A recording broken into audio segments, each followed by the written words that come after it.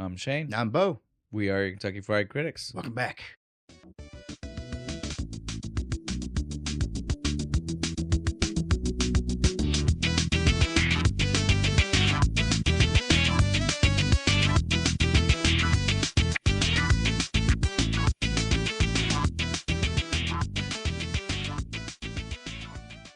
Episode 33.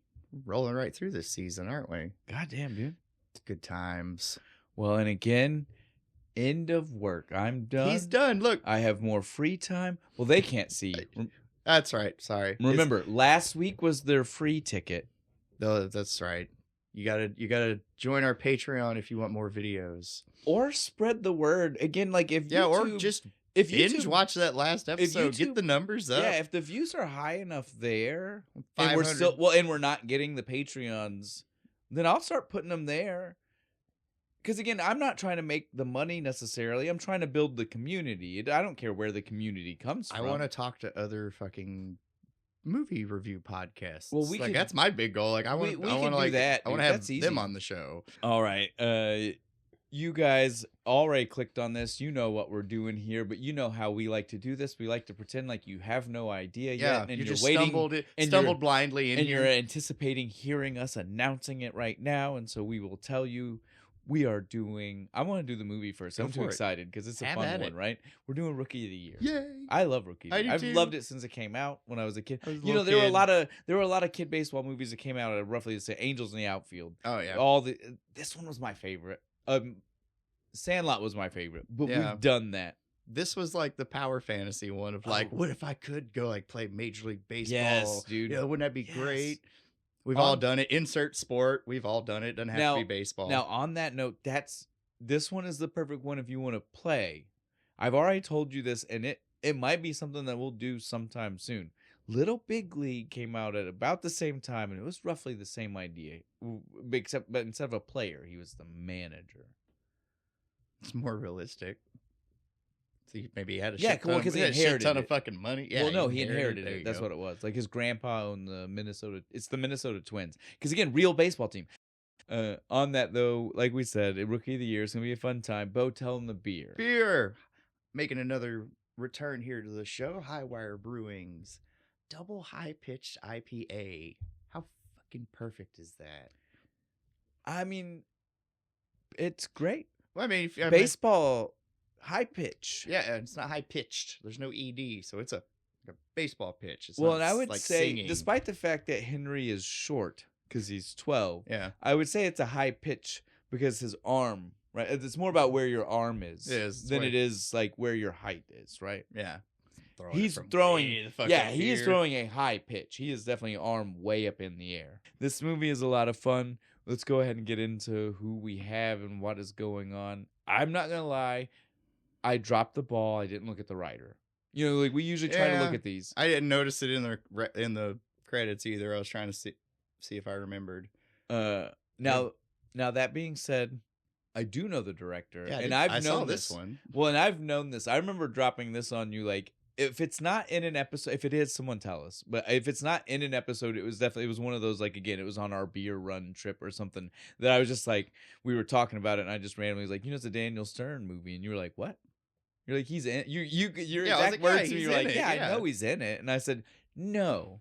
I mean, it's his direct. Movie. Yeah, it's his vision. He directed. It says in the beginning a Daniel Stern movie. Yeah, I'm like, ooh, right. He even got that. Yeah, I was like, exactly. It's his movie. So fancy. Even. Not even just the director. It's like it's his. Yeah, movie. That's one of those things where I learned a while back, and I remember when I learned it, I was again like independent study, and I found it and was like, shut the fuck up. No, he's not. What? You're lying. Never think of him directing stuff. Well, you don't because this is the only one.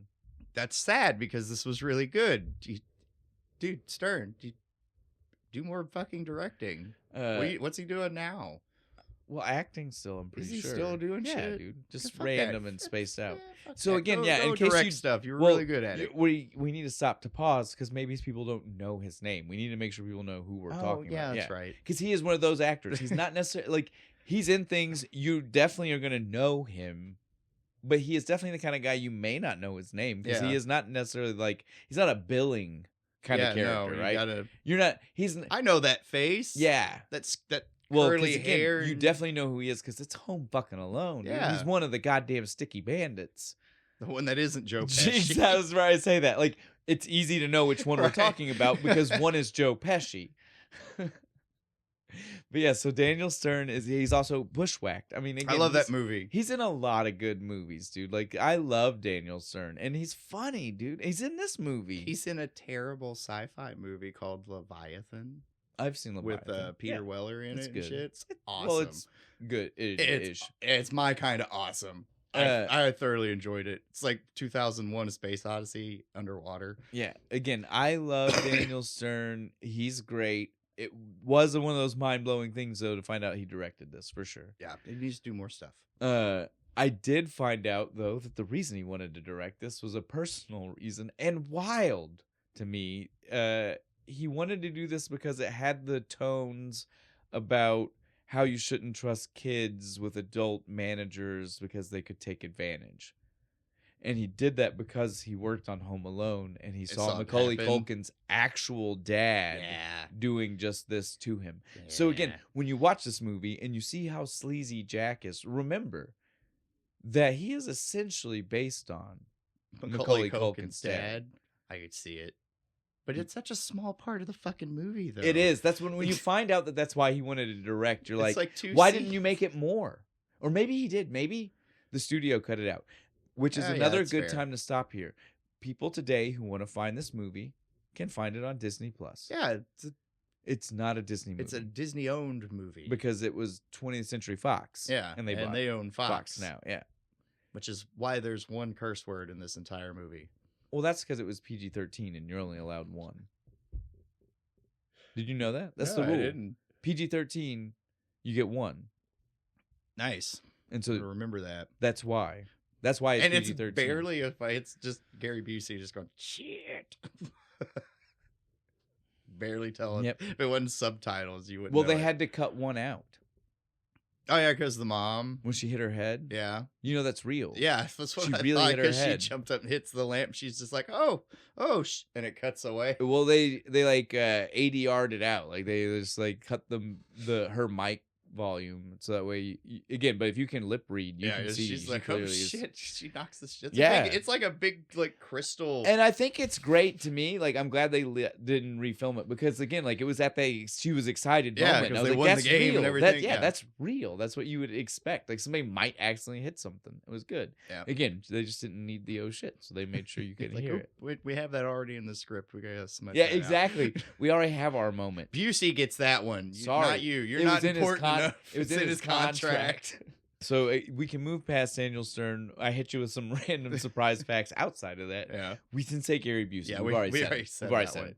Gary Busey. And again, I love Gary Busey. I do too. I don't care how nuts he Dude, is. him on The Apprentice was some Dude, fucking peak comedy. He is insane in Yes. real life.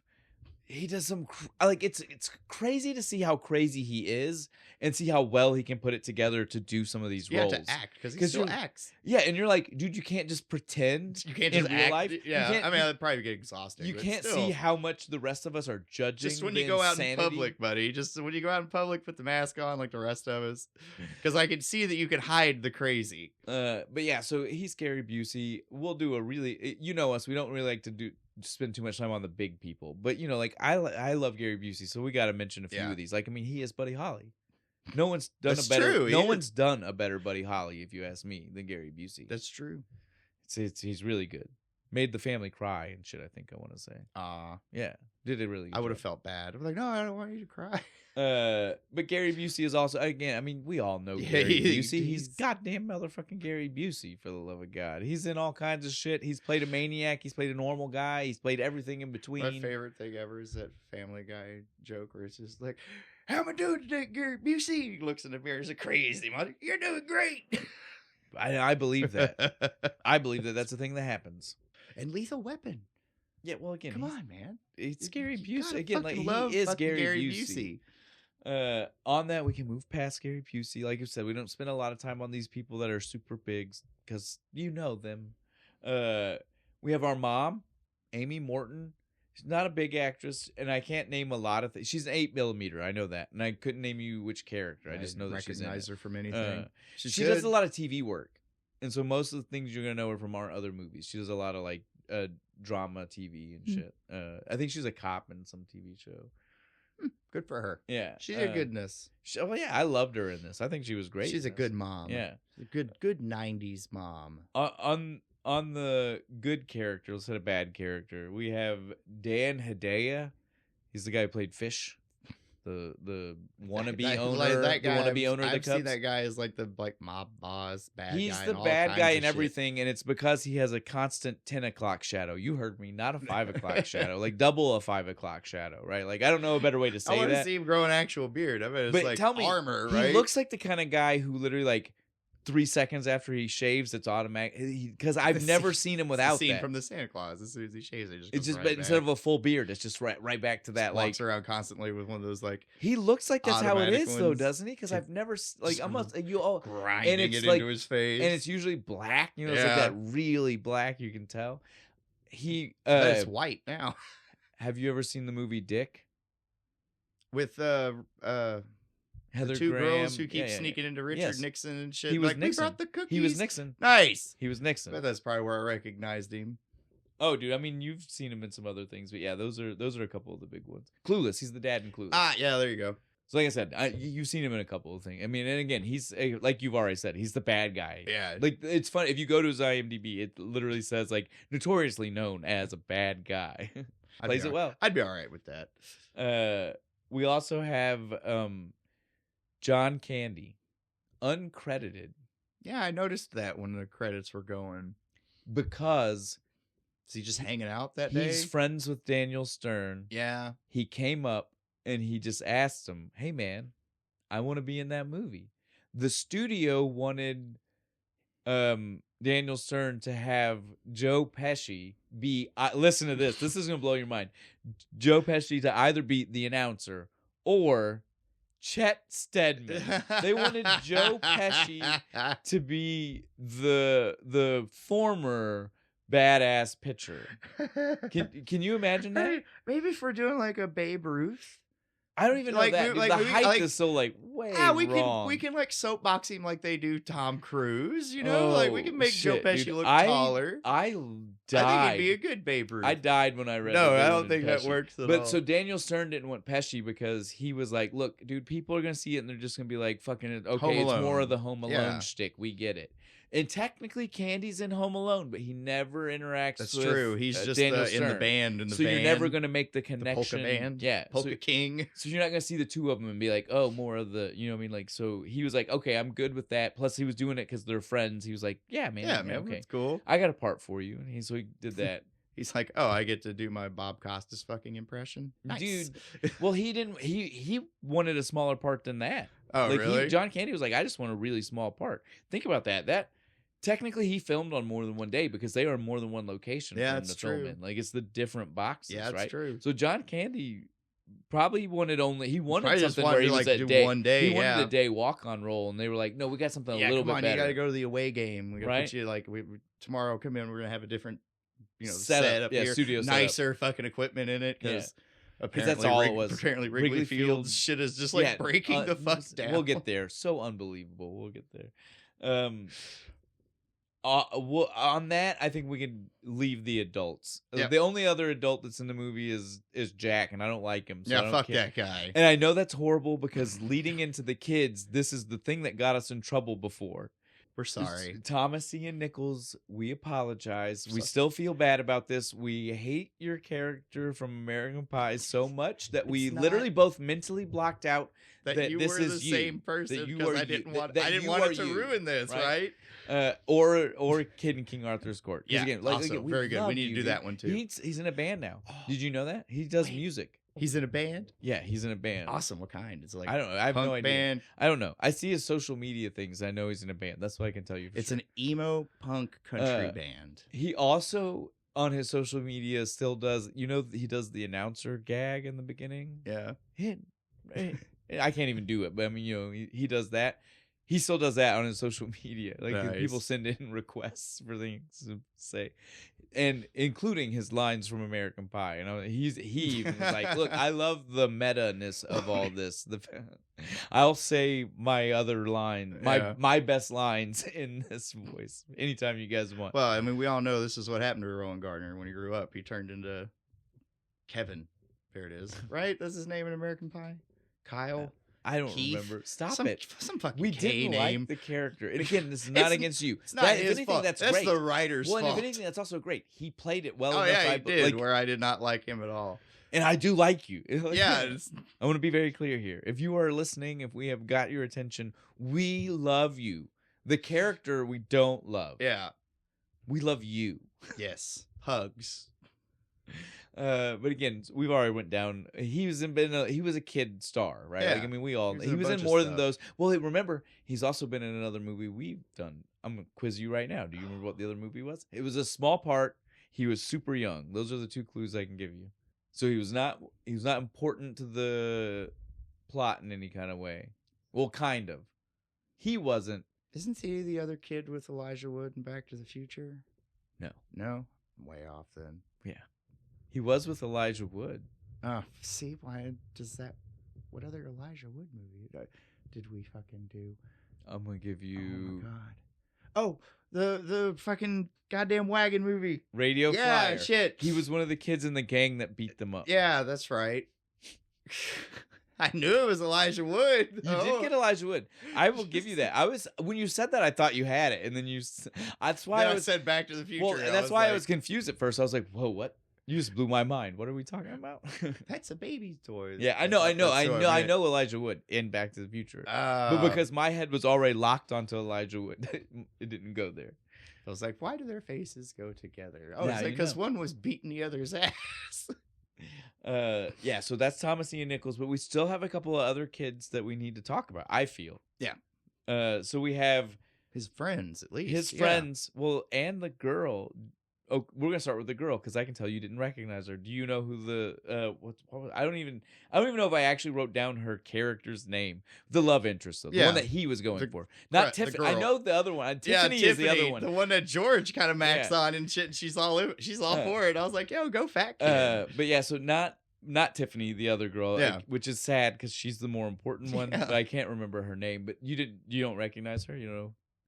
Mm-mm. She is Julie the Cat Gaffney from the Mighty fucking Ducks 1, 2, and 3. Oh shit, she is. That's right. Sorry. But even beyond just her, the other two, the friends are worth mentioning here. So again, well, since you already said him, George, the big kid, we'll mention him because do you know what movie he's from? I've seen him in something else. What is it? His name first is Patrick Lebrec. I don't know. It's French for sure. It's Lebrec? No. I mean, it's not a T. ECQUE. Lebrec. So it's French, but it's Yeah. definitely Breck. I mean, there's a Q for the love of God. Heavyweights. Yeah, he's one of the Because you kids said he's from a fat kid. I Heavyweights. got to say that. He's one of the, That's where I saw him. Well, you've also seen him because I know how much your sister fucking loved this movie in Camp Nowhere. Oh yeah, he fucking is. I love that fucking movie. Well, yeah. We've talked about this. We need some fucking computer to just keep track. Every time I say we need to do that movie, just mark it down. So he was one of the bullies in Beethoven as well. So I mean, just to round out the fact that he is in movies you have seen. Yeah, he was all over the 90s, yes, wasn't he? was, dude. So that's why he looked familiar. I was trying to think, when's the last time I've seen Beethoven? Oh, dude, longer than everything else I just mentioned. Yeah, 100%. it had like forever ago. The other friend, Clark is played by Robert Hy Gorman, and I promise you, if you don't think you know this kid, you know this kid. Is he the kid from True Lies? I think it might have been, but you know him from bigger ones than that, where he had more of his scenes. Last Action Hero? No, he's not that kid. He's the little brother in Don't Tell Mom the Babysitter's Dead, which has come up on the podcast 1,000 times. He's the one who buys the TV. Yeah. He is also in Mr. Nanny. Yeah, he's the kid, Mr. Nanny. He builds the little fucking magnet and the fucking with the bench press and shit. He's in Leprechaun. I need to watch that again. And also He I'm is mad at in. myself for forgetting that.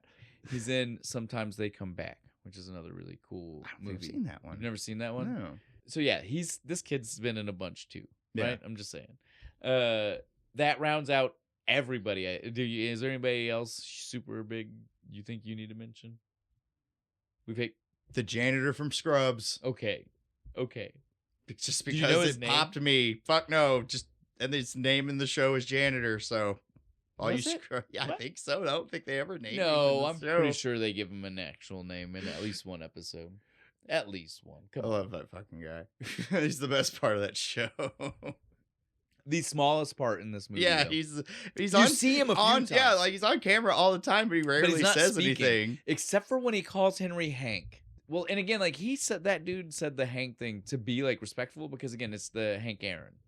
Henry Hank yeah, Aaron. that's right. But nobody else in this fucking movie once utters Hank at Henry. Nobody. I don't remember. It was so obscure for him to be like, So way I to go, think- Hank. No, it's All right, on that note, guys, I think we can just start talking about the movie. the movie. It starts off, we get opening day. Dude, Wrigley Field, the this like the music legendary is so field. fucking like triumphant. Yeah, it's like, man, I wanted to go building, watch some like, baseball. All I was right, like, yeah, fuck this yeah, is let's good. Yeah, hell yeah. Straight into John Candy as our announcer, being a douche.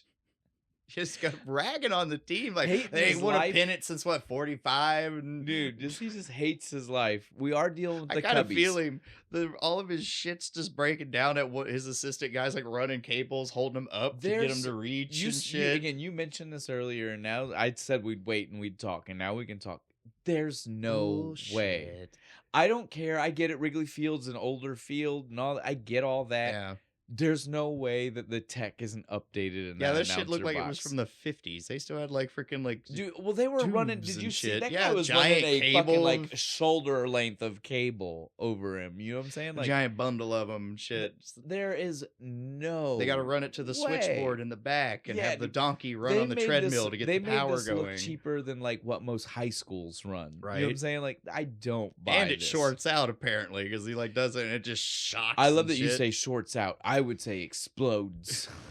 Yeah, because It was so our dads wild. were electricians. Yeah. You know what a short is. It's a little bit of a psst and then some smoke. And things aren't working. Yeah, it's no, like, this oh. was like sparks Spank. flying. Yeah, smoke was like clouded up. You know what I'm saying? Like that was dangerous. Whatever just happened They there. cut the tip off of a sparkler and hit it with an electrode, and it It went. was a sparkler and a smoke bomb. Yep. Dude, I promise you, the level of smoke coming.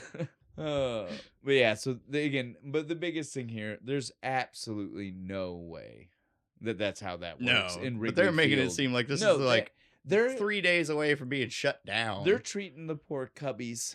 yeah, it's like it's like they're one of like, the oldest, most popular franchises. yes, in we know America. that they've not won a pennant. Yeah, that but like doesn't the change the people, fact. they still have their They have- diehard fucking Yeah, fans. exactly. And they're always at Wrigley Field. Yes, like I don't care. It's wild the depiction they want you to have. Got But this the- was the '90s idea of what you think about it. Major Leagues, dude. The Major Leagues movies always Yeah. make the Cleveland Indians look like nobody's there and everybody hates them, right? Yeah, Isn't that that's who they true. played for, right? It was the Indians. Yeah, I think so.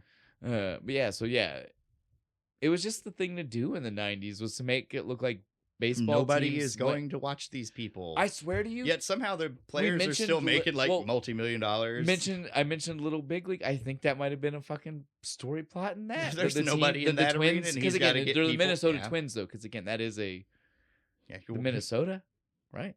Who the fuck watches baseball in Minnesota?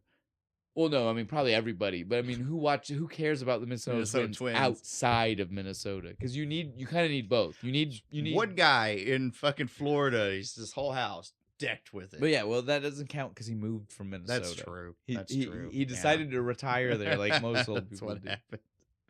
Oh, we gotta stop. We're insulting people at this point. We just need to get into the movie. This is now a roast channel. We're just gonna get everybody.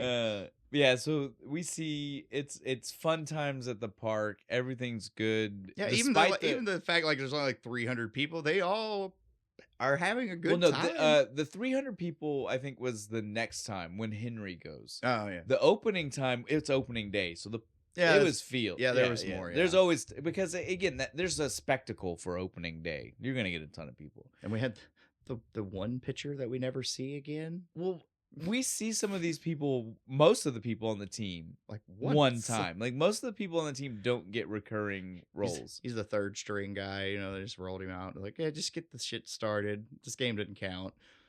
Well, it's opening day, so probably not. Yeah, probably opening day might not even be a real game. Yeah, opening day can be it's a an scrimmage exhibition ball. game. Yeah, Scrimmage. So yeah, I mean, there's opening day probably would make sense that it wasn't your real pitcher pitching. We gotta stop this. We're over analyzing a fucking for people children's who just admitted movie. we don't like baseball too. Like we're We're both like, no, that's against the rules. You can't do that. Yeah, that's illegal. Because I'm a baseball expert all of a sudden. So we leave opening day to see our fucking our gang of kids, right? Henry, George, and Clark. I don't know about you, but I don't remember in '92 those being popular names. I was like, why do they all three have old people names? Yeah. Henry, George, And Clark. I felt weird when they said that's the kids' I got names. the chocolate-covered finger of a man named Clark.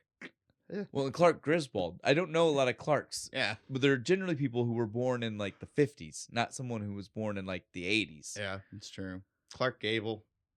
Well, then he was Yeah, born in that like was the like 20s. 20s. Yeah. It's the only like real Clark Kent, but again, 30s. Yeah. Again, you're getting my point. You keep thinking you're about to spring one, and then trying. you're like, oh shit, no, I'm wrong. Somebody, please, is there a modern Clark? I almost said Cork.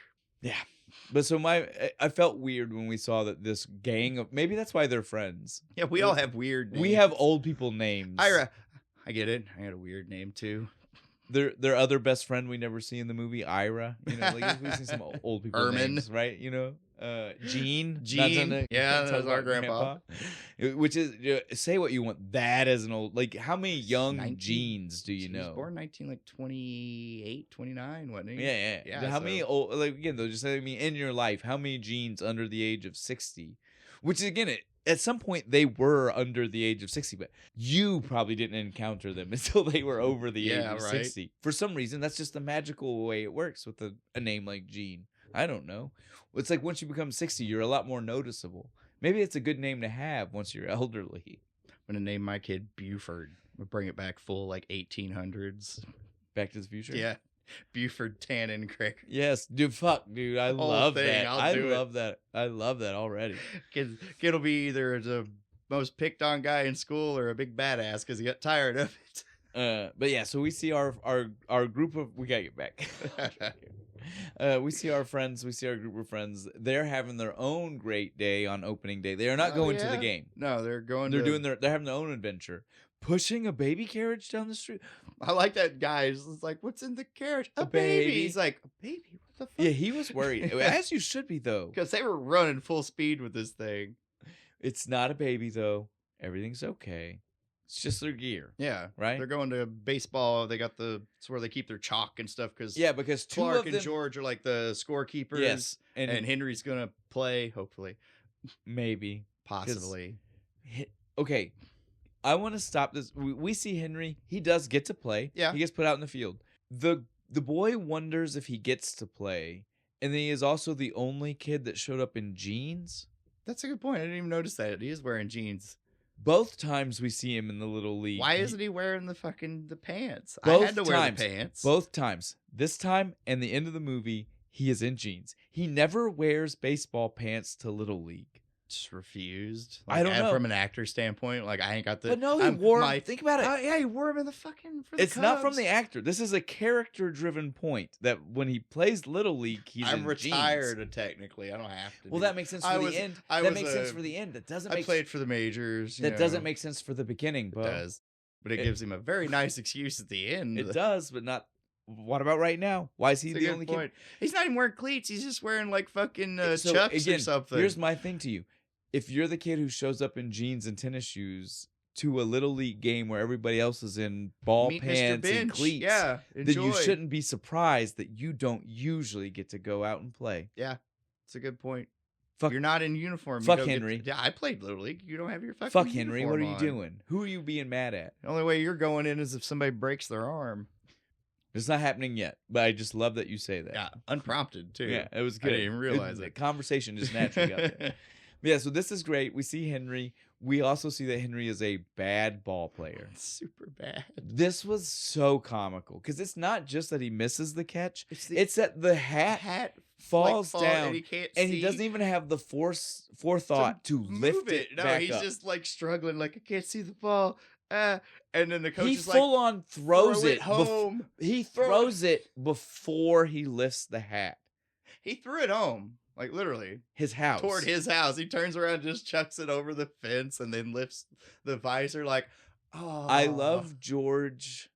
Is that even legal? I got one question further. Is it a home run at that point? That's what I was going to say. I got one question further than is it legal? What is it if it is legal? Right? Because like technically in the park home run is a real like that's an official and that's an official thing. Yeah. And so this would be beyond that, but is it still a home run because they didn't hit it out of the I've got questions. It's an innie-outie home runner. Right? Well, I mean, like, because if you're going to count that... bounced in and then went back out. If you're counting that ball as in play until he threw it out, that would make it like a home run because that is the ball that counts, and now nobody can go get it because you can't leave the field. No, fuck that. That means we win because I got rid of the fucking ball and we can't play anymore. But that would mean the other team won because they were already behind on points. Nope. I threw the ball. I win. No. You know this as well as I do. You want to go find the ball? Listen, you know this as well as I do. Well, even in Sandlot rules. Yeah, no, that just would have been a fight. Yeah, it would have been a fight. Plus, they would have said whoever was up is up, and that's what wins. It doesn't matter who lost the ball. It matters who's winning. I ruined the game, though. Well, then if anything, that makes you the loser. It's like, all it means is you're getting your ass beat. It definitely doesn't make you the winner, right? I say, he already fucked it up. Might as well turn around and be full heel, right? Just lean into it. Get some heat. He must have gotten ragged so hard. I appreciate that the movie, because this is the early 90s where we don't do that. Like, I feel like a modern day movie would have let the bullying be shown. Yeah. Right? It would have been merciless, and he would have been walking home crying. This movie, though, instead, because this is the early 90s, they were like, we were all just smart asses. We all know what's happening. We don't need to show you. And so they just show him at home, like walking in the door. He sees his mom, and dude, I love this interaction. Yeah, this is great. Oh, we forgot the first interaction with the mom, which isn't a lot. It was just the sunscreen. Oh, she's weirdly it lets us see the pitch. It lets us know that she is a good athlete. Right before that, when she's like, "Hi, boys," she's weird to Clark. She's like, "Hi, George." "Hey, Clark." It's like, what the fuck? I don't think it's that she's weird to him. I think it's that it's showing how clearly her favorite one. Well, no, it's showing how cool of a mom she is because obviously, if you look at those three kids. If you look at George, Henry, and Clark, who's the one who's definitely like the dorkiest and probably going to have the biggest problems with girls?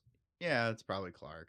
She's trying to make sure that Clark doesn't feel Which bad. ends up not being true. That one girl, like later on, doesn't matter. She's all up on him. Doesn't matter. That's what we see. That's not what she sees. Yeah. She never sees that Clark's doing okay. She just sees that Clark is like the runt of the litter, and she's trying He is super short for a 12-year-old. So again, I feel you think Henry's small. Look at this fucking kid. That's my point. Is I feel like she is just here to try to be like she's that cool of a parent, right? She sees that Clark's the one who needs the extra confidence. He needs the extra boost, and she's gonna make sure he gets because he does run off and is like, "Your mom's so cool." Yes, dude. So again, we missed that. Not a big deal, but it when we get back to see mom again. We saw a little glimpse of cool mom that time. This is such a cool mom, dude. When he comes home and he's like, "It was bad, mom." I made the play of the day. She's like, "That bad, huh?" She knew, dude. Yeah. She knew. She was like, "I know you don't mean for realsies." Yeah. You're my. She's like, she just turns around. She's like, "So how bad did you fuck up? Tell me about it." He's like, he tells her. Yeah, play of the day. Yeah, and she's just that like, bad. And Still, then, I need you to go do laundry. Well, no. This is why I love her. He was like, "Yeah, it was bad, mom. I fucked up bad. I don't know if I should be out there." Well, maybe outfield's just not your position. Maybe you should try it. Dude, the way she transitioned into that, like not, we all know the overly sports parent, right? Yeah. They would have been like mad, and even if they suggested a different position, it would have been in a shitty way. Harder. You gotta wake up early and you gotta train. Right, exactly. Or maybe we gotta start training a different, different skill. No, she was just like, maybe you just try a different place because that's gonna be the one that's better for you. the If you way suck at pitching, you could be second base. dude, the way You know what I she mean? was so like fluid in the moment and cool about it and like okay with it and was just like try something different. She's such a cool parent, dude. Try shortstop. Usually shortstop was like the guy on Well, the here's my team. thing. You brought up the laundry. To me, the laundry, it's even she's still a cool parent because she made that joke before. If you do good at the game, Yeah. then we're gonna go out. As a reward, Right. you get to do laundry. Well, no, that was if he did bad. She said if you do good, we'll go out. We'll do something. If you do bad, I'm gonna ask you to do the laundry. Yep, and then this is what he has to do. And even then he was he was like, "Come on, mom," and she was like, "I'm just saying." And so then when she brings it up again and she holds true to it, I was like, I appreciate that. I appreciate a mom who says, "I'm gonna make you do the laundry." Say what you mean and mean what you say. Right? I She appreciate said, it. She said, if you do bad, you're gonna do the laundry. Yeah, I don't care how bad you fucking feel. It's nice. I mean, No, you can easily make this like super mean, But it wasn't. But it's this not. was so cute, Yeah, dude. It was cute. If you change the tone just slightly, it's just like, oh, that poor fucking kid Which had a again- horrible day. And his mom's just like, go do that laundry. Part of why we said she does a great job playing the mom because like that's a person to person thing, right? Like another person could have tried to deliver the same line and we'd have been like, that woman's a bitch. Fuck you. This lady did it and I mean it. I was like, she's cool, dude. I fucking like It's her. like, Mary? got me. Mary, I'd Damn it. I'd hang out with you, Mary. You Yep. seem like cool peoples, right? He goes to do the laundry and he starts like, well, maybe I can't. Maybe Dude. I should try pitching. I Right? love this little like with the little detergent puck thing. well, he does the thing that I was talking about earlier, where I mentioned that Thomas Ian Nichols still does this on his social the media, voiceover. where he does the hen, re. That's how it's done. He has one where he teaches you how to do it. He has a whole video on Yes, it. and so it's you do everything twice. Yeah. But you do it loud, quiet, loud, quiet. The problem is it's a skill, so you have to practice it because it's really hard to get the timing quick Yeah. enough for it to sound right. I mean, I'm sure it's hard to be your own echo. Yeah. But that's what he said. He was like, it's that. He's like, I know it sounds stupid because Never like practiced that. I might try it. you would now. have to practice it. That's Yeah. what he said. I'm not going to do it now. It'll sound Yeah. Oh bad. no. It's not going to be good. No, I it'll be promise. terrible. Yeah. You just heard me. I tried. Yeah, You it listened. is. It's not good because I've not practiced. Think if I squeak like he I does. just squeak. But so he does the voice, Henry Rowengartner. He up for checks, bat. slowly checks second base. And the pitch. And it's actually good. It goes square right into the tiny little fucking laundry machine they have. Yes. See how small that hole was? Tiny.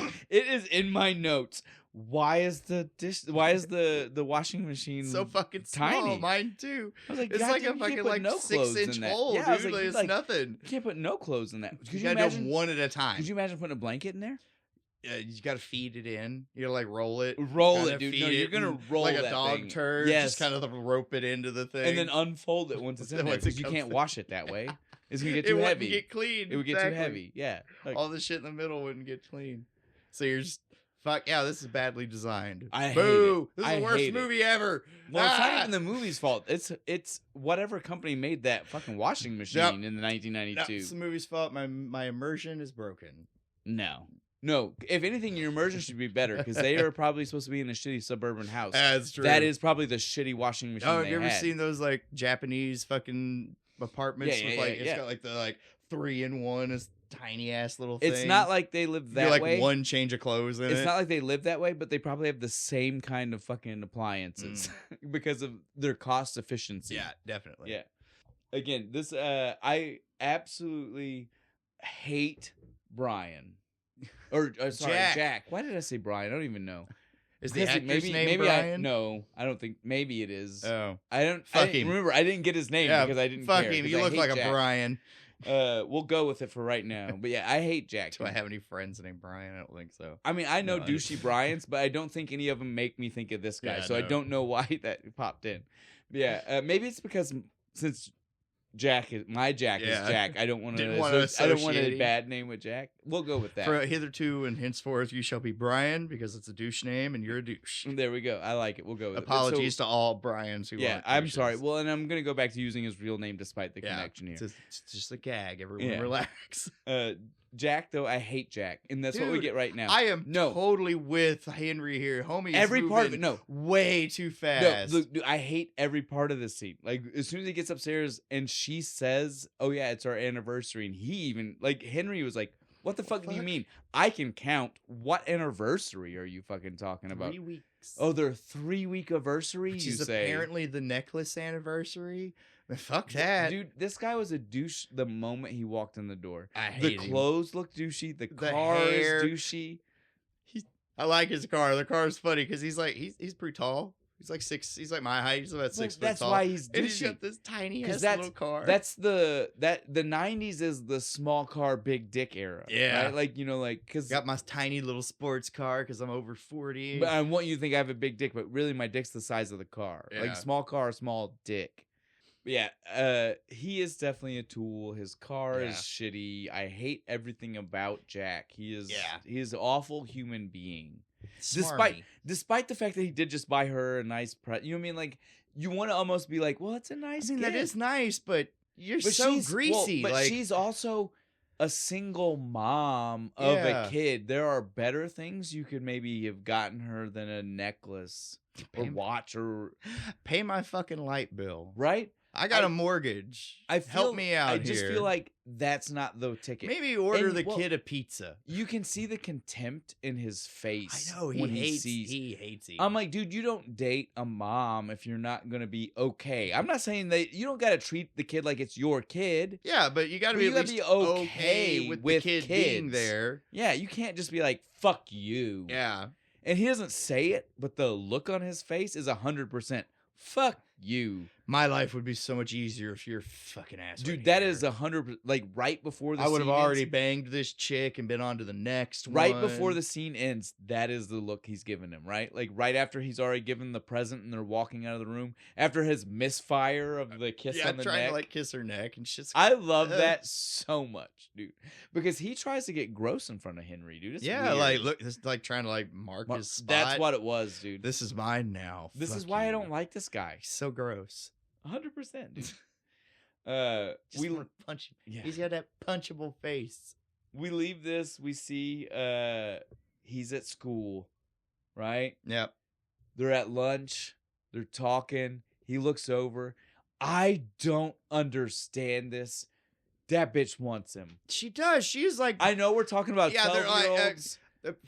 And we don't. They aged up with us. Well, they're the same age we are now, so like we could say it. And we don't mean sexually, but we mean like she is just like eyeing the fuck out of him the whole time. Just we like mean in a 12-year-old way, drinking her little juice. Like, hey, and he's over there. Come like, over here and talk to me. He's over there like I don't.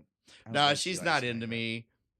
You guys are wrong. She's not. And I'm like, dude, denial. The fact that she's looking at you while you weren't like no one initiated the look. She was just voluntarily looking at you. And then her friend notices that she's looking, and then they giggle like. But they keep looking at you. Yeah, all the time. Dude. Not only does she like you, she wants you to know. That's why once she saw you look, they didn't stop looking. Yeah, I was like, oh yeah, I see you.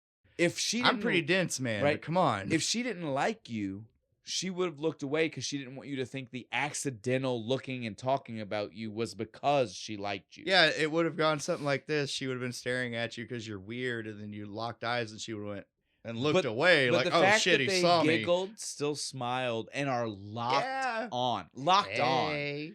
Dude. How you doing? What's up, girl? And his friends are trying to tell him, like, dude, go. And he's like, oh no, she's not that hot. And his friends just laugh. I'm like, shut the fuck up, you lying son of a bitch. You're that milk dumb. has done that body good, as my boy George said. I loved that line. 12 is a weird age. Yeah, I mean, we said gross shit. You say gross things when you still look that much like a child, right? Like, he said that line, and I was like... you couldn't do that now. I was like... That line got cut immediately.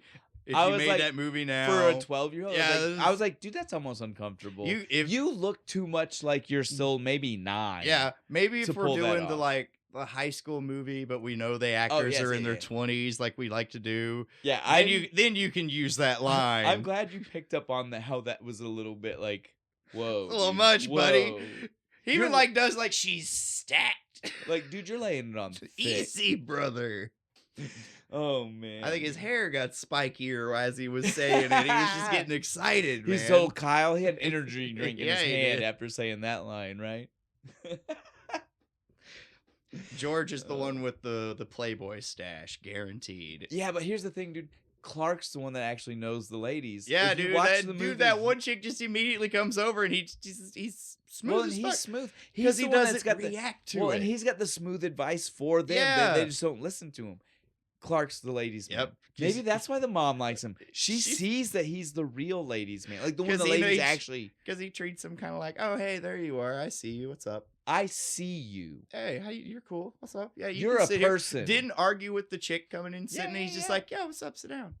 Man. They hit high school, dude. Clark is working his way through the cheerleading squad, guaranteed. But yeah, so then they finish lunch. Oh wait, before we leave lunch, we got to talk about I don't even know what I could talk to her about. We have boat. We were making a boat. Her dad's got a boat. You should talk to her about the boats. George's fucking boat line is fucking comic genius, dude. When he's like, we don't have a boat. We have wood in the vague shape of a boat. Fuck, dude, that's And which is kind of bullshit because here in a minute when we go look at it, it's a fucking boat. It's just got a couple holes in it. I know, but But come it's on. mostly You still get where a he's- boat. You get where he's coming I from. know. It's like, though. it's going to sink, but I'm like, man, that's still Again, mostly that a boat. guy is. Again, he's just there for the comedy. That was genius. The way he said it, I was, expecting to, like, they had, like, a log that they were trying to the hollow way the he fuck out. Listen, the way he said it, I was expecting them to have like two pallets fucking hammered, Just like nailed together, and with like a piece in the middle, so that Make way it it a actually triangle. would. It makes a triangle. It's boat shaped, right? Well, and again, like just enough wood so that way it was just like a raft essentially made out of pallets. That's 1 2x4. That's what I was expecting after his statement. I agree with you, but I'm just saying he said it for the comedy. He was like, "This is funny. Yeah. People are gonna laugh. This is good." I like George. I relate to George. I was the fat friend. Once they get outside after lunch, which is weird. Why was it lunch then outside? Did we skip the rest of the school day? Yeah, it's done. We had lunch half day. We're going to go work on the it was fucking weird boat. because we see everybody. They're just like walking outside, fucking them kids yelling at him, making fun of him for his like bad catch at the game the other day. The girls Hey, are watching, Rowengartner, catch this.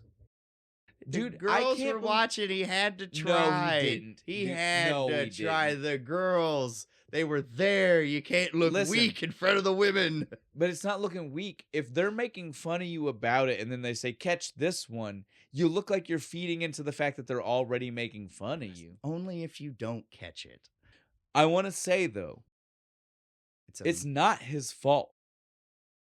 There's a stray ball. Yeah, did they just throw that out there earlier, I guess? I don't know. My notes specifically say, man, the Sandlot kids would have been pissed at as somebody fucking, like, who like, doesn't just leaves keep track ball of a running perfectly around. good ball, dude. We had to drink like 18 Dr. Peppers to get our fucking ball. Right?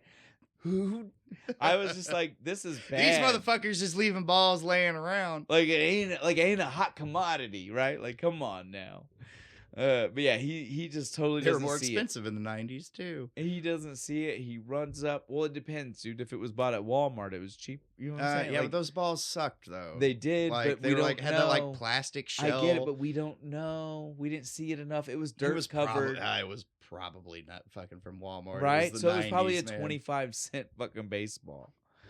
It was probably cheaper than the base. It was I liked cheap. the bright neon Yeah. pink ones. Look, Those were cool. It was probably cheaper than the baseball from the Sandlot. Yeah, for Even like though it was in the 90s. like 93-cent ones. It yeah. was cheaper than that, even though it was the 90s, right? Like, I mean, inflation should have made it more.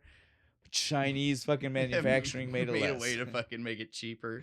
If Uh, we make it the worst baseball in history, Out of brightly colored, out of none of the they'll right buy it. materials. Yeah, none of it. Plastic string, But so, all yeah, of it. This is great though. We see him. He runs up. He goes. He slips on the ball. This isn't physics. It's a magic ball. We just discussed it. So like physics says that if you hit a spherical, let's be very specific, spherical right? object Spherical going object, forward. that your foot is going to hit that and continue to go and, forward. Maybe not even go forward, but your foot would hit it and then roll. Yeah. Which means you're going to make a circular motion straight to the ground. Yeah. You're not going to bounce 5 feet into the air this like isn't you hit a trampoline. This isn't a video game. It's not magically bouncy. No. Right? But this fucking movie, this kid goes flying 5 feet in the air. It's like it's like a cartoon bump. He's right? higher in the air than he is tall. Yeah. For sure. He's easily 8 feet in the air. Takes this god-awful bump right on the shoulder. Don't use your arm to try and break. Just take it on the back and tuck your chin. You don't want to put your shoulder down. You don't want to put your wrists down. Mm-mm. Anything that puts a limb in the way of the fall is bad. You want to land as flat as possible. Limbs break. Exactly. Take it on the back. Take it on the chest. Because those, unless you're coming at a thing that's in a weird shape, you're probably not breaking those things. Especially if it's just on the ground. Not to mention, ribs heal easier than arms. Yeah. The rib doesn't move, so it's real easy for that to heal. This, as we see, it is hard to laugh though if you've broken ribs. But again, no, it's not just hard don't to. watch. It's not hard to. It just hurts. Yeah. I was like, let's be. It just hurts a lot. So try to not watch anything funny if you have broken ribs. But yeah, as we see here, what he does, that is hard to heal. What is it the doctor says? He's like a radial fracture of the ulna and the rotator cuff fucking damage. And the tendons are all fucked up. Torn and shit. I was like, what they didn't tell us is he had surgery. Oh no, yeah, no, like definitely. that. They just if it was that bad, and he's wearing that kind of cast for 4 months. There was surgery. There's involved. some wire mesh. Yeah, oh, definitely holding that shoulder together, baby. I hate that the guy says it's going to be for the next 4 months. They make sure to tell us it's summer. That's going to be the whole summer. The montage shows nothing of summer. The montage shows us only school. Because he's walking past all the school kids. Hi. I love that gag, bro. Hi, Henry. Bye, Henry. Look, that's... because his arm's stuck. That's priceless. That's good. That was good. I love the little montage here. But the montage does not show anything of summer. Nope. We did not see him sitting at home... not being able to play his video game. We should have seen him sitting on the couch with a Super Nintendo controller in one hand. Because he has a Game Boy later. We should have seen him trying to one-arm it. Right? You can Tetris one-arm. That's what we would have... Yeah. That's what we would have seen for summer. Right? Yeah. We only see him, writing schoolwork out with his arm up. Everybody else puts their arms down. His is still stuck up. I want to mention this to you, and you tell me what you think. We see him writing schoolwork. Yeah? Mm-hmm. Do pitchers pitch with their dominant hands? It's a good point. Which means it's the hand they would write with. So what was his handwriting was awful good for somebody with their left hand. When he's right-handed. Does the actor actually write with his left hand? I don't know. Is that why he looks kind of weird when he's throwing the ball? Even if that's true, that's a bad catch on the Daniel Stern should have been paying attention. Yeah, it needs to be. It just should never have even been part of the script. The script should not have said Henry is writing. I broke my fucking right arm, and I had to have somebody write for me. That's what I'm saying. That's what should have happened. This was weird. I got my crooked finger. I got my fucked up hand. Yeah, this was weird. I just kind of had to dictate what I wanted somebody to write while I was in class. That's my main takeaway, though. Is just that this was weird. We didn't. That's not how it should have worked. Because there wasn't no fucking way I was writing it with my left hand. Yeah, we just the movie fucked up by showing us that. But then we get to the happy day. It's cast off day. We're gonna go to the doctor. We're gonna get this bad boy took off. Man. The tendons seem to have fused to the bone. My ass. These things are springs. Those sound they make. If they were, exactly though. If they were fused to the bone, right? That's not what would have happened. Yeah. The only thing that happened to me is it just comes out easier now. This sound effect, dude, is one of my favorite. Just that stretching fucking rubber band sound noise. Dude, I love it, man. And it's disappointing they don't use it every single time. No, in the movie. it disappears. It happens. They use it in the beginning here, but it's and at the end, the very last time before it's gone, we hear it again. Yeah, It's not a, yeah, I agree. Should have been every single time. You already established a rule in your universe. Now you have to commit to it. And again, I don't even care if other people hear it. You don't got to tell me other people are hearing it. For all we know, it's only that Henry. It's just for me. Or that Henry hears. Yeah, or it's in his head. I don't care. But I feel that sometimes, like shit, like I know I can't actually the fact hear that we associate it the first time, it should always have been associated with it for sure, dude. Yeah, I feel that with my shoulder and shit. Sometimes. This is like, my it's just favorite. creaky. This leads to my favorite line of the movie, though, and this is again, this is one of the only, you guys know us, and I've gone on record to say this. Normally, the title of the episode is normally literally the last. Like I am at the end of editing, and I'm like, oh shit, I better look at some quotes and figure out which one we're doing. What's a quote that I should use? We normally do not pick it first. We are definitely, it's 100% before always the movie. after we record. Yeah, no, this was as soon as we saw the beers. As like, soon this as is the Bo title. said he wanted to do Rookie of the Year, I said, I know the title. Right. It's gotta be Funky Butt Lovin'. Did he just say funky butt lovin'? Goddamn right he did. Dude, I love the whole moment. I love that it's funky that butt poor loving. doctor's fucking I nose, love that. just I love that Clark had to say. Did he just say that?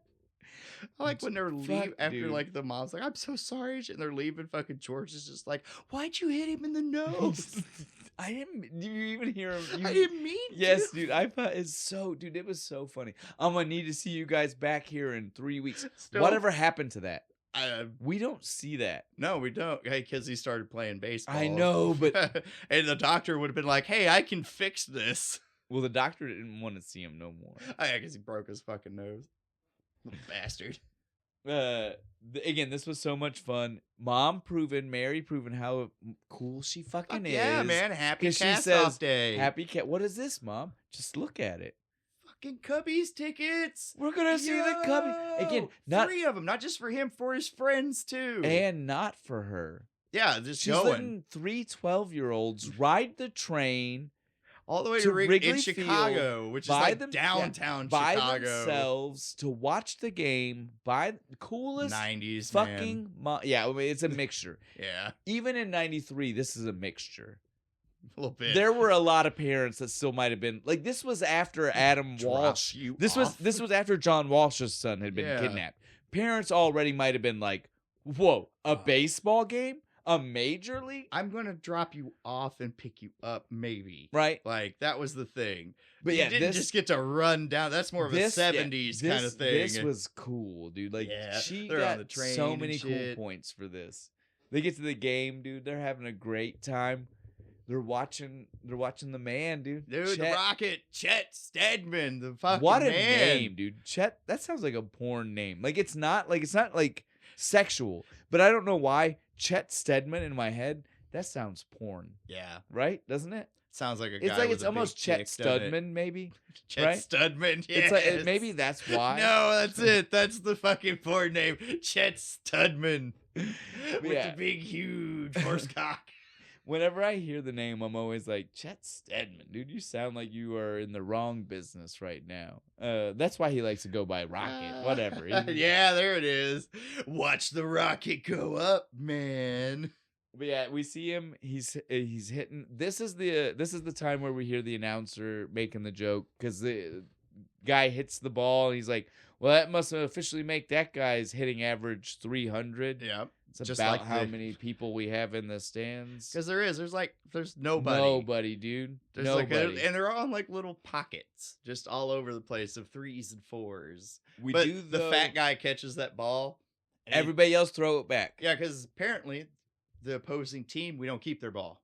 We throw that shit back. This is real. Is it really? It's not for all major league. This is specifically to the Cubs and Wrigley Field. It used to be a thing that if a opponent's team hit the ball, a home run, you didn't keep it. Fuck your ball. Yes. Unfortunately, Fatty can't fucking throw. It just beams off the fucking side of the fucking rail right there. The fence, yeah, dude. Fucking Henry. I could throw better than that. I don't know about you, but I swear as a kid, I remember the movie being different. I don't know if it's maybe a different cut for modern audiences. I remember the fat man yelling at him after he did it, being like, "Oh yeah, let's see it." And then that's why he And gets. then That's why he's so mad when he does throws the throw ball. it. Maybe with TV cut, you think? No, because again, we watched it on a streaming service. This would be 100% like it offended an audience type of cut, right? It wouldn't be. They don't have to cut for time. That's true. But I swear I remember there being the part where he does yell back at them. He did He hear does say them it loud, and the dude's only like 15 feet away. Well, and again, I could throw better than well, that. and I feel like his overreaction makes a lot more sense if we see the fact that he heard it and acknowledged it, right? Like that he knew that kid had already said that and then beats him. That makes more sense. I agree. There's a scene missing. But again, this is so fun because this lets us see a few things before we get the next hit. We finally get to meet Mr. Carson, the owner. I fucking love Mr. Carson. I do too. My only thing is, I want to believe that Mr. Carson has always been this way, but the movie kind of sets it up like it's like dementia on setting. No, I want to believe he's always been this cool. He's just a giant kid. Right? I want to believe that. I think he doesn't even give a shit about baseball. He bought the team to get free Cracker Jacks. And hot dogs. Because he brings it up all the time. Hot dogs and Cracker Jack. This part right here. He's Yes. like, I got the decoder ring. Look. Hey, dude, that was a prized possession. It was like one in like every 200 it was boxes one of the, or it was something. one of the hard, yeah, well, it was no, really hard. the hardest prize to get is the engagement ring, which I didn't is know that was a thing. Well, it's not. I mean, it's just a plastic ring with a fake jewel. I know, but still. How do you not know that's a thing? That's in Bill and Ted 2. Oh, Bill and Ted's Bogus Journey is what they That's proposed right. to the princesses Cracker with. Jack Is the ring. Cracker Jacks God engagement damn it. rings. I Pop culture eluded you on that one. did. But yeah, I love Mr. Carson. I wish we could have seen more of Mr. Carson. Yeah, he needed more stuff. Because he's fun. Just more random scenes of him doing shit. That's all we needed. When we see Mr. Carson, though, we also see the douche of all douche. Again, as much as I hate Jack, I do really... He is the actual bad guy. Fish is he's also the instigator. Yeah. Like, Jack is horrible. But some of the worst things Jack does, he wouldn't have done Unless if it Fish was wasn't this guy, pushing yeah. the buttons. That doesn't make... I mean, I'm not trying to say Jack is corruptible. Yes. He is the corruptee. Yes. The Which, corrupter. again, like, I'm not saying that makes Jack less bad. No, Jack is just as bad as he always is. It just makes this guy worse, right? Jack is weak of moral compass.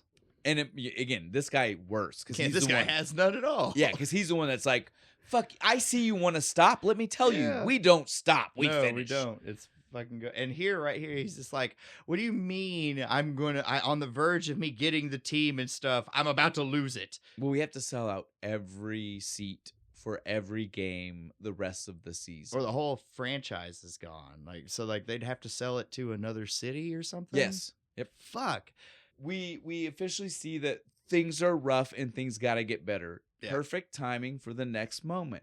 We see our kids. They're yelling, fucking yelling at Chet. This is the give me the hot, stinky Limburger this time. Limburger. It's Cheddar later. It's Well, Limburger. it was cheddar earlier and later. He said cheddar to the kid at the game. The kid. He said it to the kid. Yeah. But it's always some kind of hot, stinky cheese. Me and my Where sister, does this come from? I don't though? know. Me and my sister used to eat Limburger when we were kids, and we tried it much later as an adult, and we were like, "What the? It is stinky. Fuck!" You have to hold your nose. It's I don't know. stinky. We used to eat it all the time. I don't know how. But my question is, why does hot and stinky mean a good pitch? Because it's got putting that heat, baby. Well, but that's It's got hot. that fire. But why does the stink? Because stinky cheeses don't taste hot. You ever smelled hot leather? But what does that have to do with the stinky cheese? Because I don't know. Hang on. I will try to logic this. Give me a week. I'll come back to this. We got to go back to the 90s, and if you want to hear my reasoning, I'll tell you. But I don't think it's right. But I'll tell you one that at least fits the 90s. In the 90s, we still had phrases like maybe stank. Oh, yeah. You want to put that stank on the pitch. Yeah. Which would make it a hot, stinky cheese pitch. Yeah. And so in a white vernacular, I remember. you might get hot, stinky cheese. Called it a white vernacular. What would you say? No, it's perfect. I got nothing for it. It's just Just like a You know what like the we don't- stand-up comedians. Don't and shit. elaborate. We know what we meant. Once you start elaborating is when you might cross the line into saying something that's offensive. Right now, we're okay. I said it in a very politically correct way. They're all already offended. You know. Doesn't matter. It was politically correct. I didn't say it in any kind of way that meant to offend. I said it in a way that, well, if anything, I said it in a way that offends Henry. Please direct all heat toward me. It's fine. I said it in a way that offends Henry. If anything, he's the one that he's the one that is speaking in a very white vernacular. He can't help himself. Yeah, it would be easier to just say put some stank on. Now, it, my wouldn't it? question though is both, like you've already said, before and later, it's cheddar. Most cheddars aren't stinky. No, they smell good. Why is that the one he uses? Old cheese? He found like he's. I don't like know. His mom left Like the cheddar in Limburger there. makes sense. Maybe, Yeah, 'cause that's- maybe certain blue cheeses they got some Oh, funk to dude, 'em, yeah, right? dude. Fucking blue cheese is gross. What's the one from England?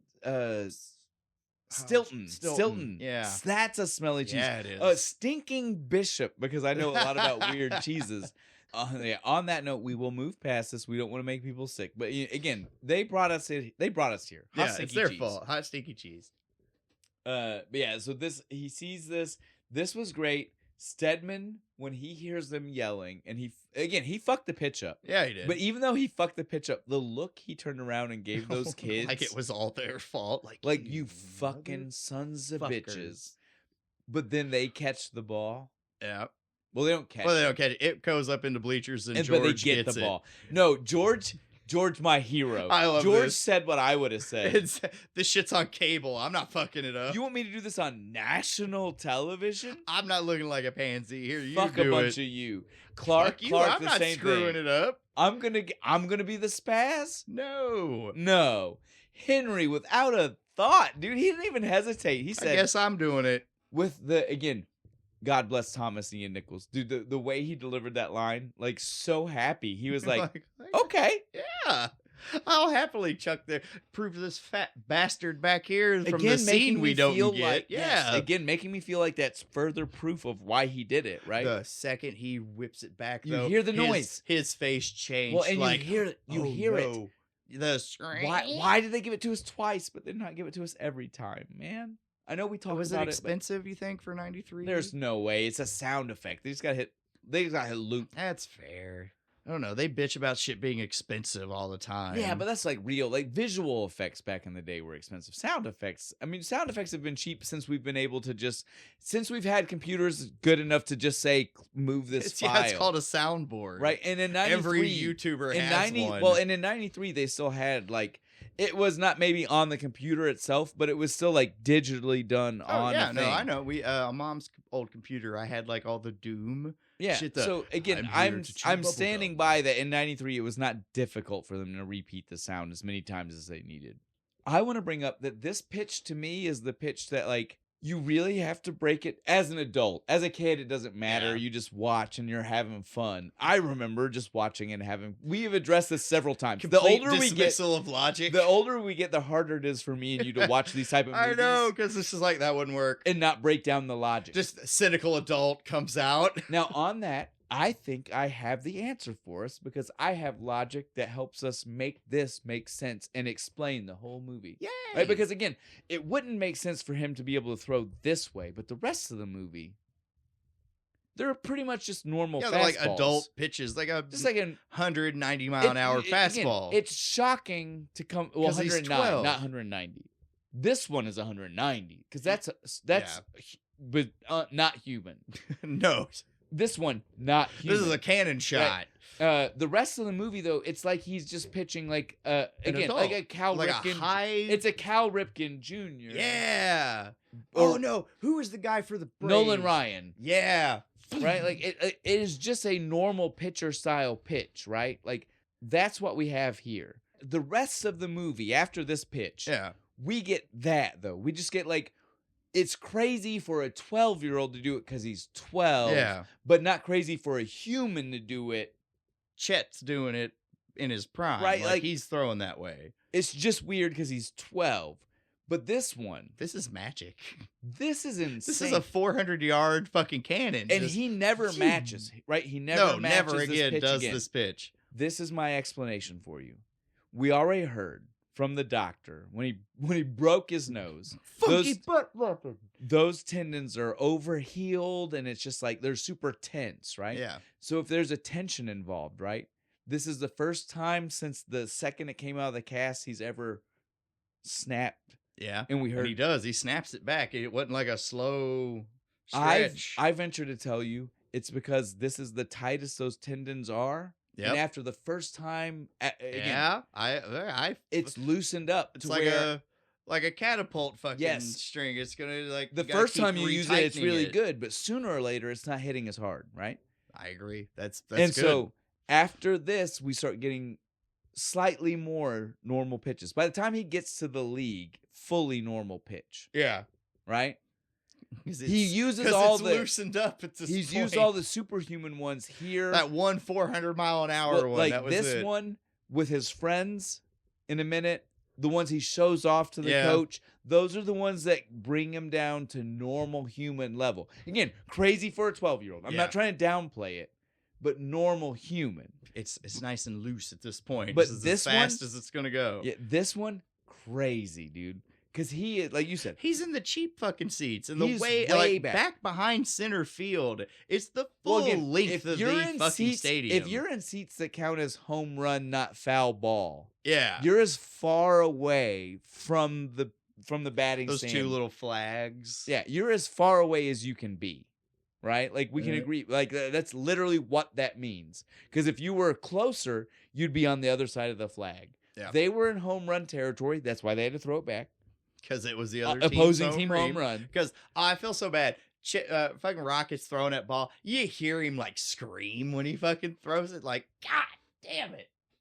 Ah, I feel Dude. you, brother. I feel you right here. I got Henry the same throws problem. this ball like we already said. It is 400 yards. and it hurts the Dude, the look. catcher catches it and he's like, God. Every one of those Damn. people were like, it was a 90-mile-an-hour fastball from the stands. No, here's what I want to tell you. If they're saying that, it's because, again, there's a radar at the front. Yeah.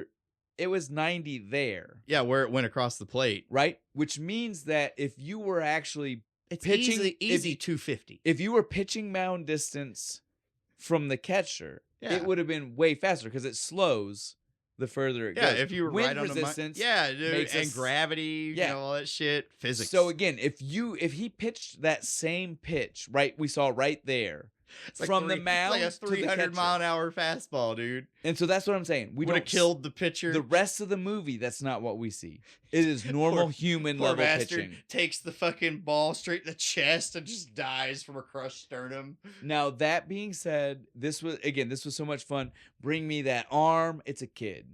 What do you mean it's a kid? It's a small young person. I love that It's a he small defined. Young person. I love that he defined kid. What is it? What do you Right. mean, kid? It's A small, little, young person. His name's Henry. That's all I've got. And then The light bulb. You see it. He's like, oh, you know what would get asses in a seats? gimmick. That would get Everyone loves a gimmick, man. that would get asses in seats. especially if he actually does perform. Like, Right. I mean, Well, you can hire any You can, well, 12-year-old. if he can't perform, that's only one day. Yep. You get one time where people are like, "Oh, he didn't do it," and then they Yep. go home. It's called But hot if he shotting. can, that's asses in seats Yeah, it the is. whole fucking season. And that's exactly what Fish knew. I mean, right now, Fish technically I hasn't get done it. anything wrong. This There- was just good business. Yeah, I get it. From where he's standing right now, he's not that bad. He's going broke. He's got to do something. Well, in every baseball, they even make the joke Yeah. later on in the movie. Are you just a gimmick? People do things yeah, like this. prove it. Prove right? you can actually So pitch. again, this is not, he's not doing anything crazy. This is what any other owner would have done, or manager. He's a manager, right? The other dude's the owner. yeah. So he's got to be managing and something. Because he is making assistant decisions. owner. Well, he's making decisions, which is why I would imagine he's not the coach. Yeah, Coach is coach. yeah, that's so Sal. he's the team manager, right? Like yeah, something. he's employed by the owner to make sure employed. decisions are He's made.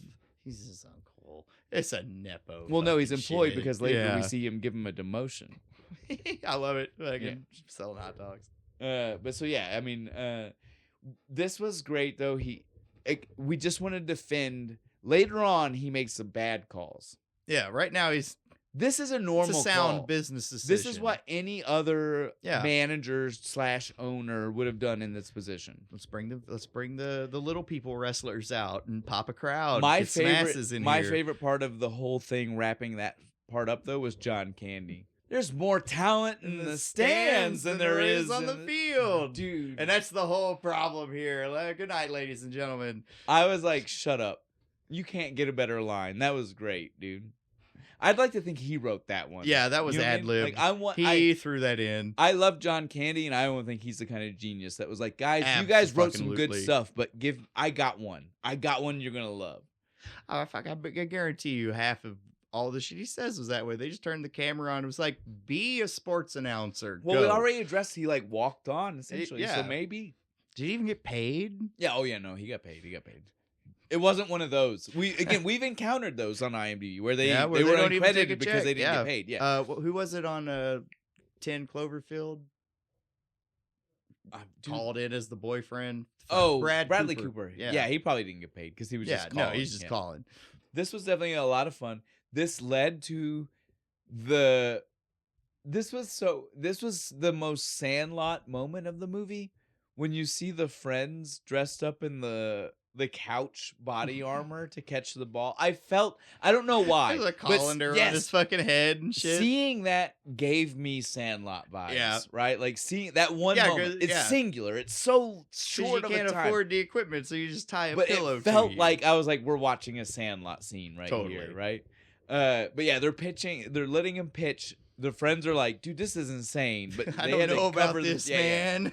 Right when he's about to let loose, Mom shows up and he's like, Mom, check this out. And they're like not ready Yeah, anymore. they're like like, they've let their guard down, and he just launches Henry, it. Stop, Henry, no. Whoosh! They jump out of the way. Shatters that window, That dude. house was a good fucking 150 Oh, yards dude. away too, man. It's like a tiny But again, house I in the want to say background. that explosion wasn't the kind of explosion where the glass like shattered both directions. You know what I'm saying? Yeah. Which at 400 miles an hour, like the first bit, Like, like we're we're down to like 250. like We're seeing a slowdown. We're loosening up. I feel like even if we wouldn't have got the thing at the end, at some point, Yeah, this if he was, hadn't this have was fell, finite. if right? he hadn't have fell, like eventually it would have just like loosened What, itself up. Parabolic. Yeah. Right. It's Would've sooner or arced, later it would have and then it came would have declined. and started sloping back down to normal levels. Yeah. And we see. I mean, the game's got to end at some time, man. Mom though shits her fucking self when she sees What it. the fuck was that? I want to posit to you, she did not at first shit herself because how crazy it was, because he but broke because a she window. had to pay for a Shit, window. That's what I thought. Because too. they are a poor family. Yeah, I was like, oh, she's pissed because of the window, but Jack's over here like, oh, I can make so much She's money. she's a small business owner who pays rent for a building. Yeah, I promise you, her take home is not big. no, she's making ends meet. $450 maybe.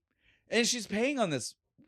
There's no way she owns the There's house got to outright. be a mortgage on that or fucking rent. house. She's either Yeah. renting or there's a mortgage. It's more than likely rent in Chicago. Oh yeah, I doubt she owns that thing. No, right? Definitely not. So again, like she's barely getting food, Mary is doing the best she can, which is why maybe she's dating the guy with money. I was right to say, which is a good time to bring no that up. shade. Get that bag, princess. that's a Hell good- yeah. That's a good time to bring this up because that's what we see now, right? Like after the pitch outside, we see him on the phone. Yep. Already being the shadiest On motherfucker. their phone. Didn't even wait till he got home. He went in the house and called the Cubs like, I got that kid. I got the kid you're looking for. Well, here's the thing. I don't even know. Was it that he called them or did they find Henry and he was the one who answered? I don't know because it seems like we don't see the beginning. We don't know. it doesn't. They don't really answer that because they don't seem to know who he is He when is. they get That's there. so that's why I feel like it could be the other way. Because Sal shows up here in a minute and he's like, maybe I'm looking for your dad, right? So that's why I feel like maybe he just answered the phone. He was waiting for it. Jack, why are you still here? It's like 10:30 at night. Just trust me. Just hang on. Wait a minute. Just trust me. A little faith. I will make us, or me, so much money. I might cut you in if you're nice. He's not making deals yet, but he is setting it up to where he will be the one who gets to make the deals, right? Like you can tell that. He's making sure that Mary... I'm going to be the middleman. He didn't want Mary to be home when the coach showed up. Because he doesn't he even wanted to be the one who showed up when the coach showed up. he doesn't even tell her about it when he calls her. He's just like, don't worry about it. Well, it's then, fine. Again, we see the coach come to the house. And he rolls up in his tiny little car. He has to roll out. Look, before he even rolls up, though, can we address this? This is the saddest moment in the movie. It plays so quickly that you don't even get a chance to really process it. See, look, you don't even know I don't know what you're talking about. When he gets to the door, and look, you've already even said it. He gets to the door, and he says, I'm looking for Henry Rowengartner. The only time he got the name right, other than later. Well, no, he doesn't get it right now. He says something wrong, and then Henry says, "Dude, if you want me to look it up, IMDb has a list in order from chronologically of all the wrong names he says. So if you want, when we're finished, I'll look that up real quick, and we'll just go a rundown. So don't worry about it. I've got some of them. I got my favorites. I didn't write this one. Henry Rowenfooter. Okay, so he says Henry Rowenfooter, and he goes, you mean Rowengartner? Yeah, sure. Well, that's me. I'm Henry. No, I guess I'm looking for your dad. The saddest moment, dude. Henry literally looks at him when he says that and goes, my dad? Because he doesn't know his dad. Yeah, I didn't even catch that. And he was like, that went you're right looking for my dad? That went right. You know my dad? Do you? Like, do you know who That's he is? how Tell it me, felt. Tell me who my dad again, is. because he doesn't know this is the coach of the Cubs yet. He literally just thinks a guy... Sal by the neck. You tell me, did you know right? him? Well, because again, he just thinks a guy showed up to his house, is looking for someone. As far as we know... He went out for milk 12 years ago. No, listen. As far as we know, we don't know if he knows his dad's name. Yeah. Like, we know that his mom tells him stories. We know he knows the truth that he ran away when she was pregnant. We never get confirmation that he knows his father's name. So we don't know. Is he named after his dad? This is what I'm saying to that's you. A good fucking point. That's why it's the saddest moment. This dude who he doesn't know surely not shows up to his door, says, I'm looking for Henry Rowengartner, must be your dad, and he doesn't know what's happening, and he thinks, you know my dad? Now I'm sad.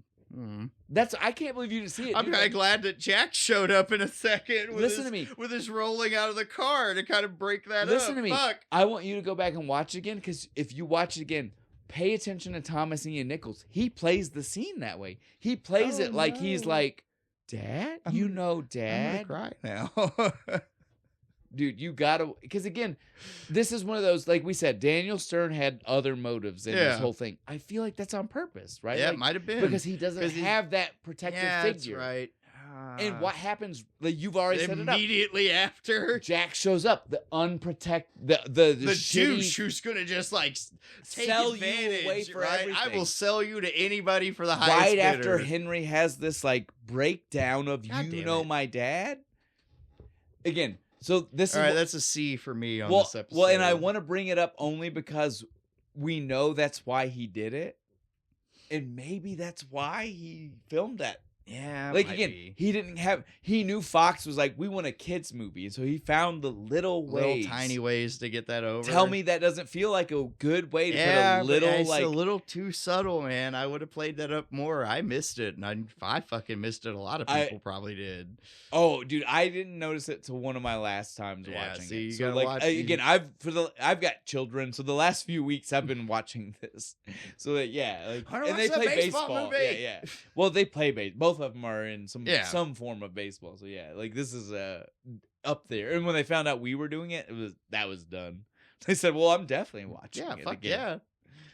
And probably any other ones that we do. But so yeah, Jack shows up. Jack is like, "Oh, wait. Yes, this is Henry Rowengartner. You're gonna be blown away."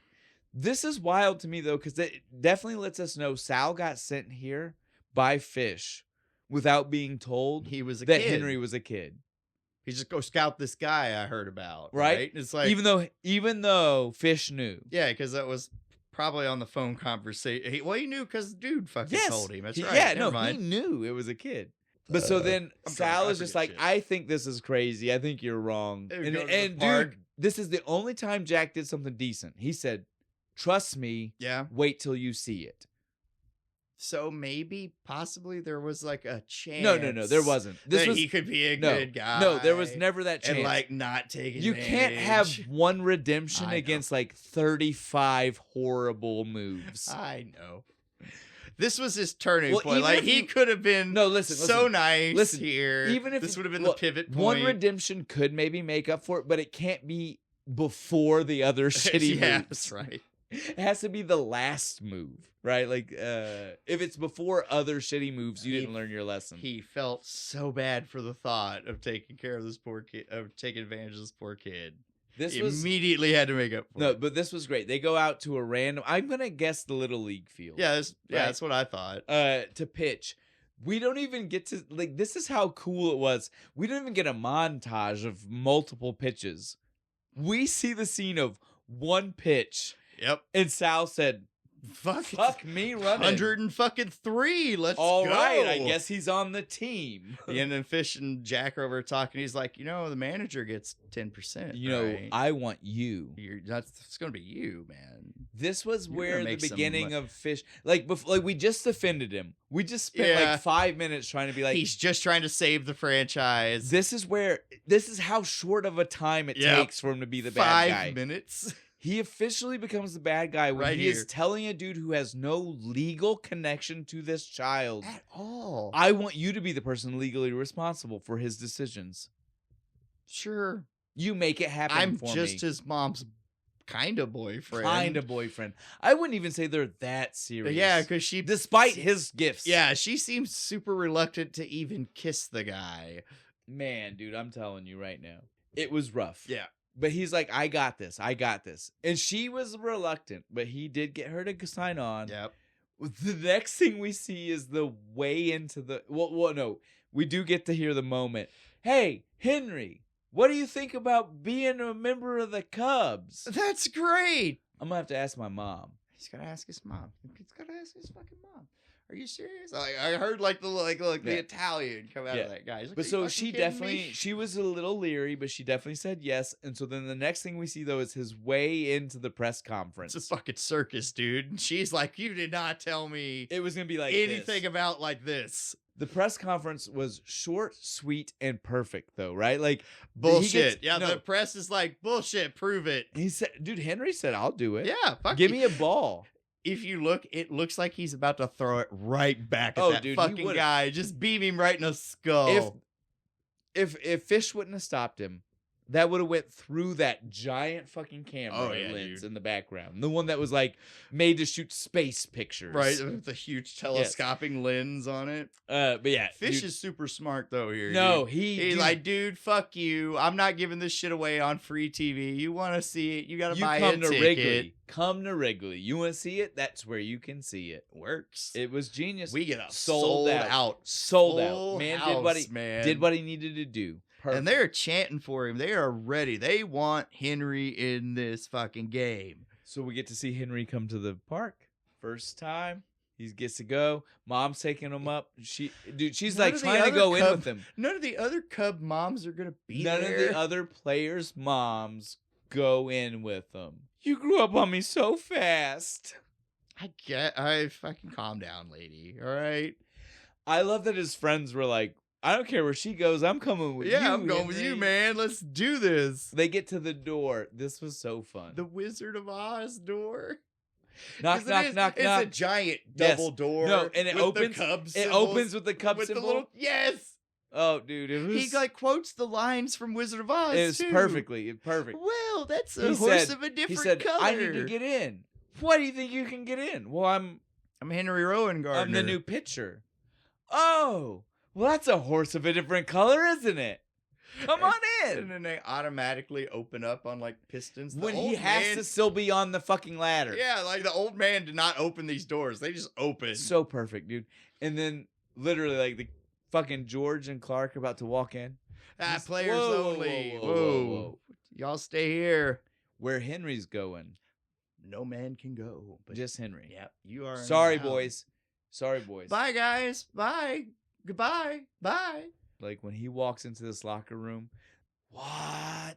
Most of the players didn't care, dude. He yells his, "Hey guys," and they all are like one brief second of quiet, right back to it. Yeah, they're just gonna look at him. Nobody right, was whatever. like, "Fuck you, get out of here." They're just like, whatever. Oh, the gimmicks here. That's what I was gonna say. They're used to a gimmick being signed on, right? They're just trying to fucking get people to watch the game. It's okay, whatever. Look at him, he's tiny. He's walking back through the fucking locker room. I can't believe you're here. fanboying. And you're here? Dude, oh my I love God. you. Gets to Chet. The Rocket. Dude, the Rock, The I can't believe it's you. man. Can you sign this ball for me? I don't sign Can you autographs. sign? No, wait. Can you sign it? The Rocket. I feel like, dude, if he wouldn't have said that, The Rocket, he probably could have would gotten the if he'd have been signature. able to sign Chet Steadman. but Yeah. he said, "Can you sign it, Rocket?" No.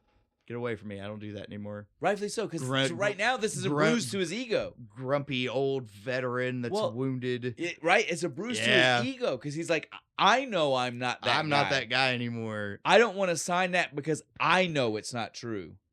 Part of me in the back of my head appreciates your childlike wonder of what I still Well, this is the used part to be. where like you have to get outside of yourself, right? Like you have to Yeah. be able to be like, look, I can know I'm going down, but I need to respect that this kid sees me as I always was. Nah, fuck him. Well, Fuck that that's kid. how Stedman Fuck takes that it. kid. I ain't signing And shit. that's wild to me. I do appreciate the next scene though when he gets taken to his locker. It's time to put on. I love the excitement when he sees his uniform. He's like, "Sweet!"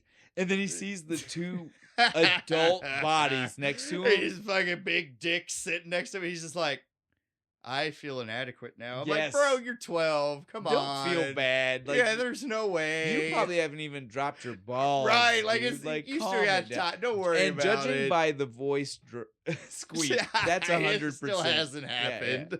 Yeah. I like how did you notice his uniform is One. too fucking big for And him? did you see the? Well, no, the uniform is roughly the right size. The hat. Yeah, the It is hat, the hat. really bad. The hat is a full size hat. The uniform is roughly the right size. It's the I mean, smallest they could it's do. definitely not an adult's uniform. Yeah. It is just slightly bigger than him. The hat, though, is an adult's hat.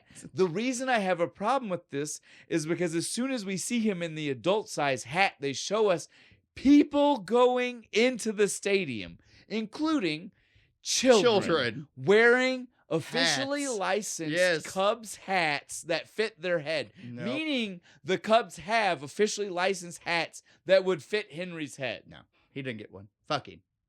He They has to, couldn't He has go- to have the Dumbo They, ears. they couldn't go to the souvenir shop No, and pick up the hat that that fits would his have been. head. That's like 100 yards that way. Fucking janitor from Scrubs would have had to do it. I honestly don't know why that bothered me as bad as it did, but it really did. Like I saw that There's a baby with a fucking a hat that fits. that fit. That's officially licensed. Looks just like their hats on the field.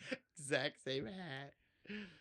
I don't know why it insulted me make so him bad. Make him seem smaller, maybe, But it- like from a director's Dude, like standpoint. on a deep level, that hurt my feelings when I saw that. I was like, God damn, Henry Give him didn't a deserve giant that. hat. Henry didn't deserve that. That's all I'm saying, dude. No, this was fun. We finally get to see Henry. He's out on the field. People are like, there's that kid, dude. Yep. There's that kid. We do still see some Chet, right? Chet's pitching Yeah, first. Chet's pitching first, but he's. I mean, I feel bad for him because he like half screams every time he throws that ball. Well, and man. it's just like we seen the first time, right? Like he's pitching balls that are easy to hit, and not that he's fast. well, and he's later on we see him do that, but we still see some plays happen. yeah, He's doing this. No one's expecting it to be bad, so they're not trying to make plays, right? Yeah. Like the dude's throw me the fastball, and he can't do it, yeah. but he's expecting it, and so the plays don't match up. So It's he's not just good. kind of like standing there on the Yeah. mound with his thumb up his ass, Basically. and everybody's booing him, I except for my boy Henry. He's still shouting that give encouragement. me that. Well, encouragement. We know it's encouragement. It seems it's Rocket does not see it that way. very distracting. And when he hears the hot, stinky cheddar, the look he turns around with is What? 100%. Are you that kid? Are you the one? fucking one I from fucking earlier? remember that. You're that kid? Fucking asshole, you fucked up that last pitch that I fucking threw. But yeah. Shut the hell up. The main issue I have with this whole like scene playing out was how douchey Fish and Jack are in the owner's box. Yeah, dude. Like every time, Booing him, bum. You're a hack. Booing him. Boo. No one else can hear you. You're just sounding like an asshole. Fucking Henry's mom's like looking at him like, what the fuck? Right? I think this was the part, like the beginning of her being like, no, you're an asshole. I hated like it. Yeah, dude. I'm like, Again, dude, I'm not a fuck sports you, man. guy, and that hurt my feelings. Well, I was like, you guys are shitty. Well, Henry tells us later, like it's common knowledge he had shoulder surgery. Yes, and no, I all know, this no, shit. yeah. Like, so they should. I hate that we don't hear that until the end of the movie. Yeah, I hate it. yeah. Because it would have made so much more sense to hear that now, so we didn't also. Well, Like, he I just don't- Sucks. Well, I don't feel that way, and I didn't. But I can see how easily it would be for someone to feel that way. yeah, because that's what they're saying. Like, Right? oh, he's just washed up. But if and we done, knew the surgery right? right away, you would never think It's that. like, oh, he's You still, would know he's trying he's his still best not to reach that. Yes, right? fuck it. Injuries are bullshit, man. It can take a long time to get better. But so they say finally they call down, and I'm fine with the call down and take him out of the game. I'm not okay with them mocking him in the Yeah, fucking I'm not okay coach. with taking him out's fine because like it was Mocking clearly him is hurting not- him yes. to throw that Mocking, ball. not okay, right? If you wanted to seem like a good manager, you call and be like, "Yo, I can see the pain on his face Yes. Well, again, when he's throwing. Maybe take him out." Fish wasn't that guy. Fuck no, he's like not. maybe the actual owner. Yeah, the right? owner, but he's too busy eating his Cracker Jacks at this But point. it was never going to be Fish. No. But yeah, calling and saying take him out, I'm fine with.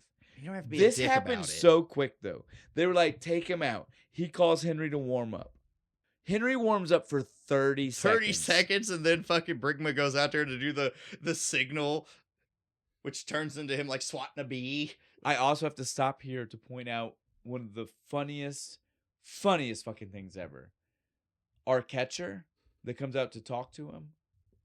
Or that's working with him. Sorry. The catcher that's The practice But- catcher. yeah, the second before- string catcher. that catcher is Warren. He's the same actor who plays Warren in There's Something About Mary. He's the Have You Seen My Baseball guy. Have you seen my baseball?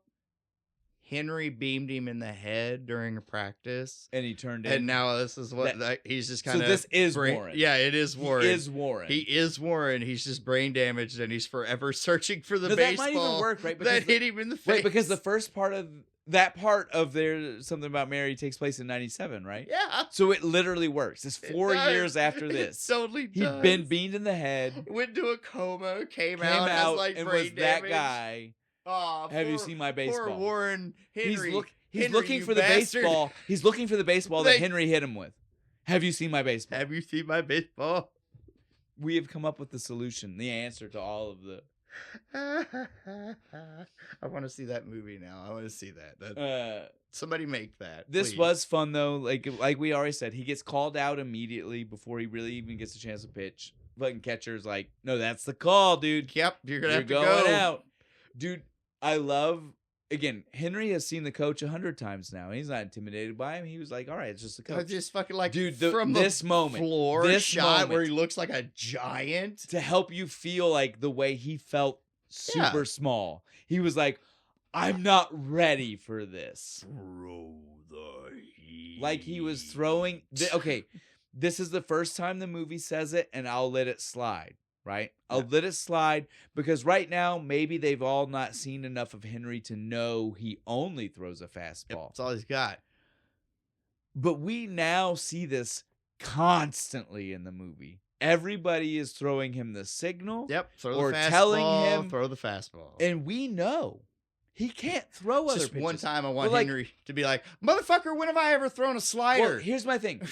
He has to throw it because Yeah, that's how it works. it's this 'Cause motion. it's a very it's specific this set of motion tendons. only, right? A curveball thrown yeah, you sideways. gotta sidearm that shit. He's not throwing the tendons don't snap. Yep. But yeah, he's intimidated by the coach. He's like, well, I guess I'll do this. I can't do this. No, he says I can't. He can. Yeah. I Just guess. his accuracy is a little to be desired, I guess. Look, first pitch was accurate. yeah, his guy first pitch is against his first pitch was dead on. Hedo. First pitch against Hedo, Hedo. the beast. It's Big just man. that Hedo That's what is he does. made for hitting fastballs. Yeah, he he's a tells pa- us. he's a- I eat fastballs for breakfast. He's a power hitter, man. Right? That's just what he That's fucking what he does. wants. Give him me that fastball. Give him that hot stinky cheddar. He wants that He hot. eats he it loves all that hot day. stinky cheddar. You throw him a fucking like a Well, change up or something. we know. Any other pitch, he's probably gonna miss. But he loves that hot stinky cheddar. Yep, because that's all And he's so, trained for. Really, what we see the first time, and again, the movie doesn't outright say this, but I mean, as adults talking about this, we can acknowledge this. It's not that Henry. It's not even that he's not necessarily good with his pitches. It's that threw him off his balance, right? Yeah. Like Fuck, he hit it. his very first pitch, and he's supposed to be this almost supernatural level pitcher. And Dude the took guy it just like it was crushes nothing. it. Like it wasn't shit. Home run even. Fucking full fucking sloop. Although I gotta say, Hedo's a horrible ball player. There was Yeah. nobody else on bases. That's not the. I don't care if you can. That's not the time. No. to. It's not strategic gameplay. Strategic gameplay says You wait fucking till you lob it into the wait till you have right? one or two people You on just base. need- you then just need to- hit the homer. you just need to lob it past the shortstop and get to first, right? Get it right in between left and right and left center. Right. Because those two guys are never paying attention because nothing ever goes out there. That's what he needed. Yeah, to do. and they're like, "Oh fuck!" And then they scramble. That's what always yeah. happened to us. That's what I'm saying here. He fucked up. Yeah, He could have got his team more. Like they could have won. he's one of those guys who's just Well, like 'cause- more well, they- obsessed with his batting average. The Yankees lose this game, right? yeah, because they win barely. Barely. The Cubs win by 1 point. And I gotta say, again, if Hedo would have played ball right, Yep, they might have won. yep. Because there would have been, Or at more- least tied. They, we yeah, might at have least gotten tied. a No, way 'cause extra if he would have innings. played ball, it would have got another runner on, and then instead of them getting the other out, they would have got a fucking another Maybe. point. They and it would have tied it well, up they at because there'd have least- been three on At base. least in theory, could have. yeah, As 'cause- opposed to the way he did it, never could have. because he'd already walked. Yep. fucking everybody else. So again, idiot. Hedo doesn't know the He's just- strategy. He's just big and strong, Yep. man. That's all it is. Well, after though Hedo hits the ball, we get the next pitcher. This is when, again, now this is what I'm telling you though. This was Henry's not bad. He got in his head, dude. Yeah, This dude hit it, and he was like, "Fuck, I can't man. do this." Well, I'm not supposed to be here. Even And tells so, yeah, tells the catcher, he's like, I can't do this. They have to take me out. And Dude, he's the like, catcher that is just not said, my "Shut call. the fuck up and throw the fast heat, dude. That's all I need from you." Suck it up and bring the heat, man. Wild pitches left and right, right? First one under his feet. Dude had to Dude jump had to the jump. ball, Almost took his man. fucking feet out, man. Second Broken one, ankle. second one, wild over the top. Dude, he's just pitching wild. Yeah, He's not doing Because he's it. scared. Yeah, doesn't know what he's doing. But last pitch, dude takes a piece off of, right? Yeah. Breaks the bat. Is this the break the bat or is it the next one? No, it's the next one. Either way, though, it still doesn't even matter. Dude fucking hits the fucking ball, dude. Blasts it off. And if it wasn't for the rest of the team. But that's the point, though. Pitchers don't have to be perfect. yeah, the rest You of the don't have to team- get strikeouts. If you can be a good pitcher if they get hits. Yeah, you don't have to if strike it's like this everybody one. out. No, this was definitely. I feel like It this was like a grounder, wasn't it? It went straight to somebody and they caught it and they got yeah, a but this double. was when it broke though. This was the same time because he Oh. swings, he breaks the bat, and that's what's wild about it. There was it was another wild pitch, but then they pull off the play. and barely wins the Yeah. game. Then we go back in the locker room and Sal is like, all right, Chet, you're going to have to teach the fucking kid. Maybe it was the bat break. I still can't remember because I feel that like was it like was at the end, wasn't No, it? no. I feel like the bat break was right here because he breaks the bat after the other two people couldn't hit it, and he finally is because it didn't come to him, Yeah. and then he hits it, but it breaks it and it stays in field, which is when they then Yeah, do make the infield fucking play make to the get him out, play. and so Yeah. it's so good. Either way, doesn't matter. There's an infield play to get this guy Yeah. out. We get out and we finally meet Brickma. Right, this is what you're gonna say, Because he's supposed to be the pitching coach. dude. Was he fucking telling him about like hot ice and shit? He's- Listen. I love Brickma, and I love that literally, like, again, we already met him once, right? The Yeah, first time when he was like, "This is the dude that followed chokes on me." the Yeah, yeah. sunflower seeds. He followed me because I beat him in the head. Yeah. This is when the coach is finally like, "Look, I need Sedman. I need you to coach him." Because look at this fucking Look guy. at Brickma. Brickma can't do it. He's a joke. Dude, and Brickma is, yeah, this is the hot ice. Hot ice. He says, listen, Henry, I want to tell you, I figured it out. Some guys like getting icy. Secret, right? Some guys like to get icy. Some guys like to get hot. I figured it out, though. The perfect solution. Hot ice. We were all expecting the man to like come with the dumb knowledge, put icy hot on. Yeah. But so both words. No, hot ice. He microwaves the ice. He heats doesn't it even up. say microwave. He just says heats up. We don't know Puts it in a pot. what way he heats it up. He just heats up the ice. I mean, you put like menthol in the water. No, Give, listen like, though. an icy Listen, effect. listen. He says I heat up the ice, hot ice. So cold water, right? Hot Yeah, so ice cold, melts so into cold cold water, right? That's so he's saying put cold water on it. Yeah, just run it under the faucet like a burn. Again, this guy is insane. I love it. It's Daniel Stern. Yeah, it's being Daniel Stern. I love it. The comic relief in a comedy movie, Well, and he's just over the top. right? Well, and I'll go ahead and mention it now because the next two scenes we see him for are the scenes that explain this. So Daniel Stern hated the idea of directing himself, right? Yeah. So that's why after this, the only times we see Brickma, he gets locked He gets into like trapped something. in something. So that way he doesn't have to interact with everybody That's else. really clever.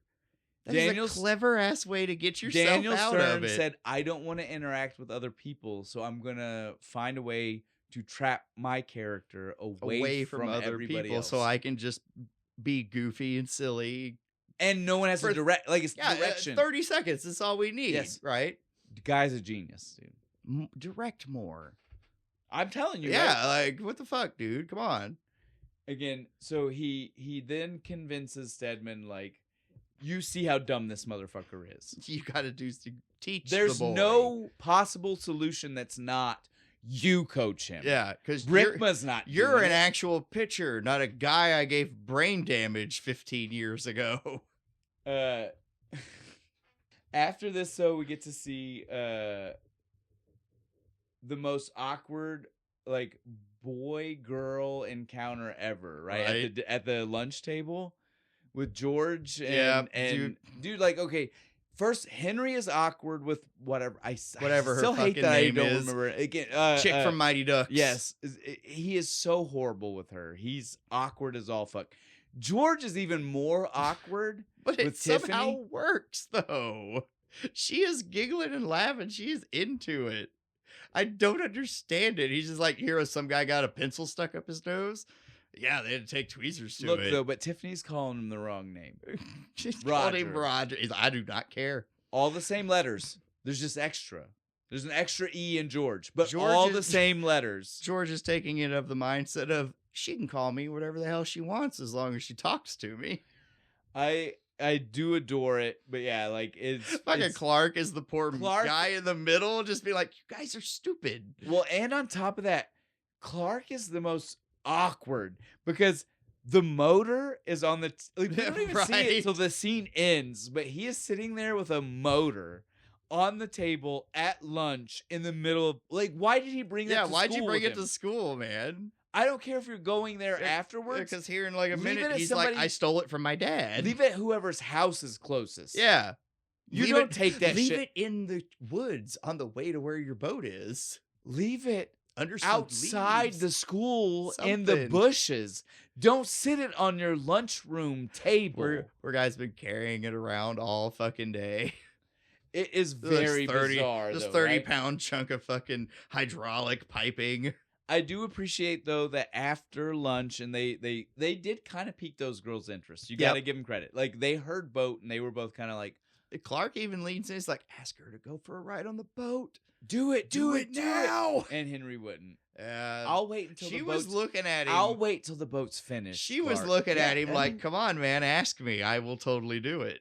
But as soon as the scene's over, I so appreciate again, this is only like what 15 seconds. It's not very long. Them running through the woods together to get the motor out. Motor there. out and shit. It is such a short scene. But God bless Daniel Stern for putting it there because it's so small, but it really represents he's a kid. And Yeah. you might forget because he's in an adult world right now. But he's a kid. Yeah, he just wants to go He hang just out with wants his to boys. go do this. He wants or to go build the boat, run through the have a woods good and be time. silly.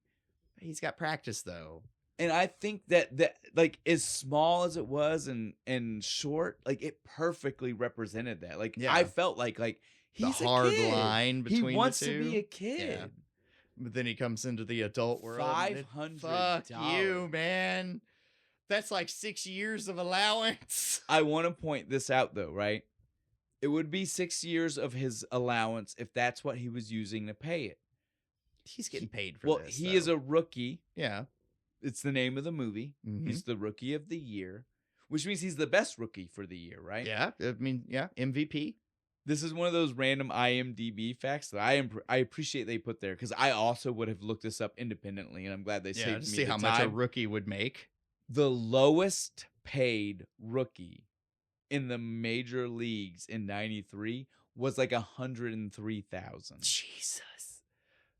So fuck you and your so- $500. So 100%. Not only Yeah. would no other major league yeah. ball player care about $500. Just that's the minimum starting, right? Well, and again, he's the best. The name of the movie is Rookie of the Year, meaning he's the best rookie that year. 200,000 easy. He's making more Yeah. than the minimum Yeah. for a rookie. 200, 250 easy. So yeah, $500 ain't fucking shit. He just hasn't gotten that first check yet. Yeah, That's so what he the doesn't problem know. is. Yeah, that's who he doesn't know. That's how good it is. We needed that scene. Where's that scene where he gets his first paycheck and he just flips out about it? This is his first official practice with Stedman as coach, Yeah. right? Stedman being dick-alled, right? He's just standing there like, Just throw the ball. let me watch. He throws a couple of them and he just kind of goes, Okay. okay, maybe there's something And that's there. all we see. If there was more to that coaching session, we don't know. Yeah, it's just kind of a What we as the viewer sees was not coaching. shrugged his shoulders. I guess he can pitch. That's fine. He's okay. He's not me, but I suppose I can work with him. It was a lot of fun, but you're just like, Stedman, why are we having you do this? You don't care. I like every time he sees, he's like, "Hi guys," and they just stare at him.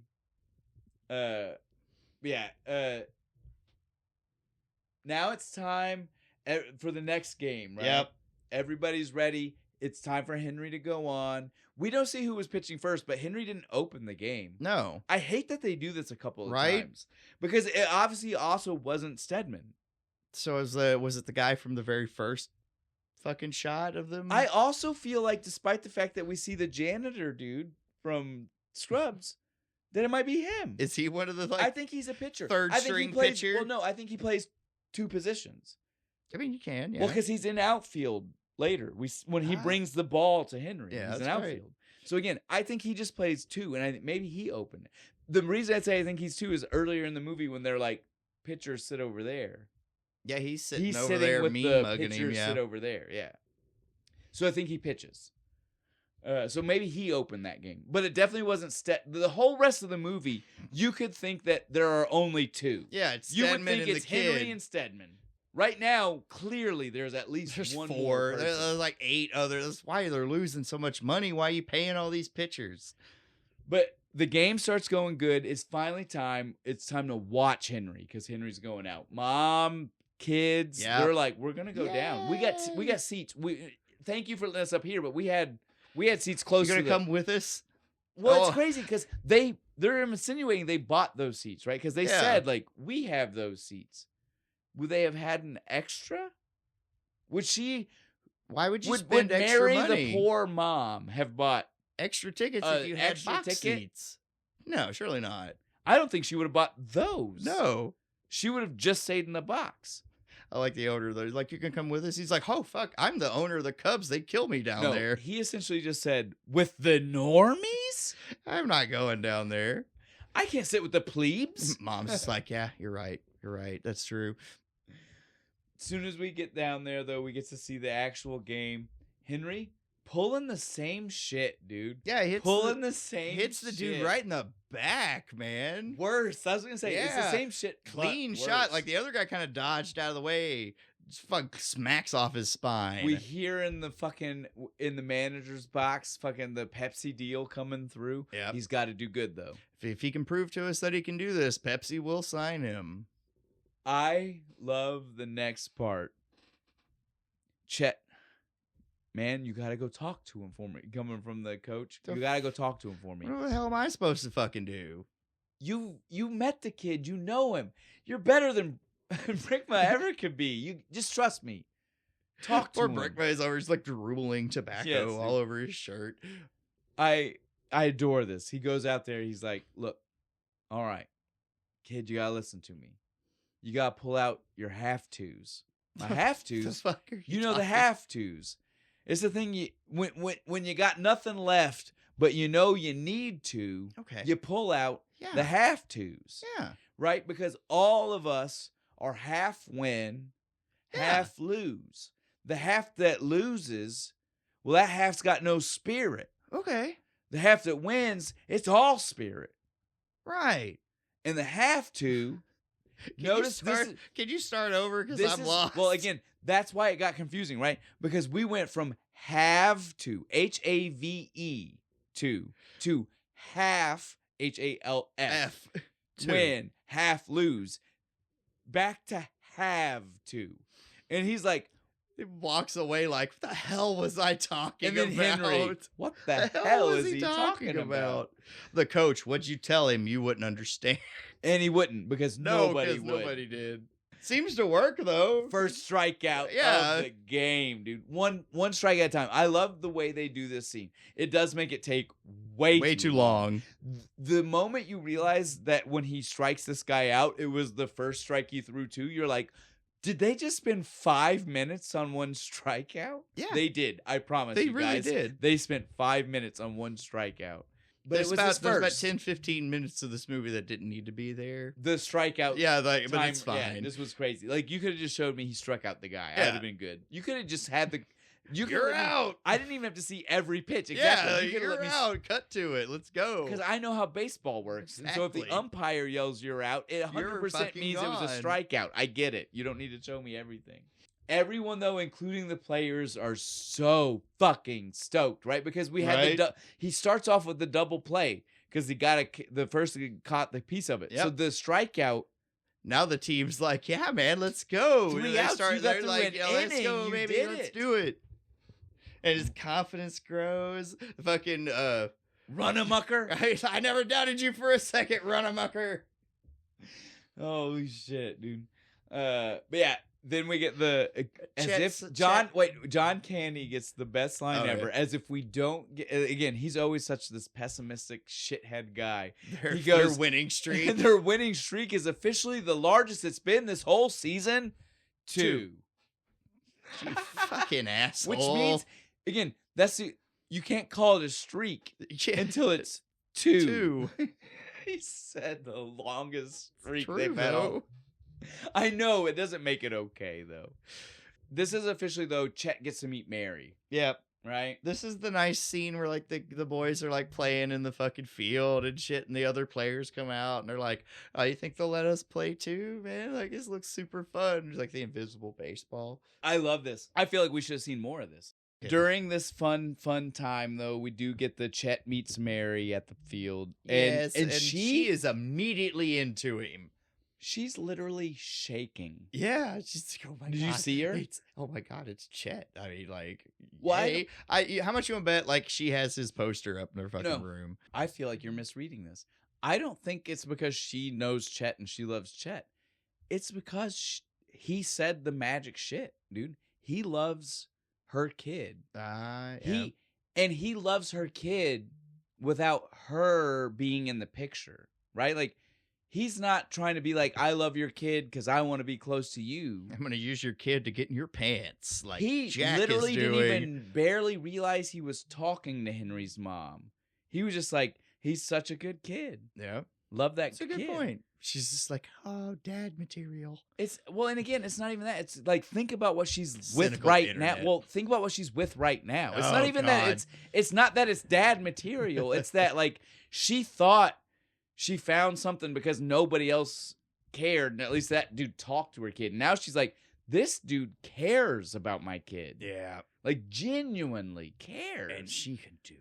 I'm fucking earlier on in the movie when Henry's just like, come on, mom, you could do better than that. I'm like, fuck yeah, you can. Yeah, so Come I on. definitely feel like, again, like this scene was totally to be like, she was just like, this guy cares. Like this guy's what I want because he's not lying to me about caring about Henry. Like he cared about Henry before before I even showed up. Right?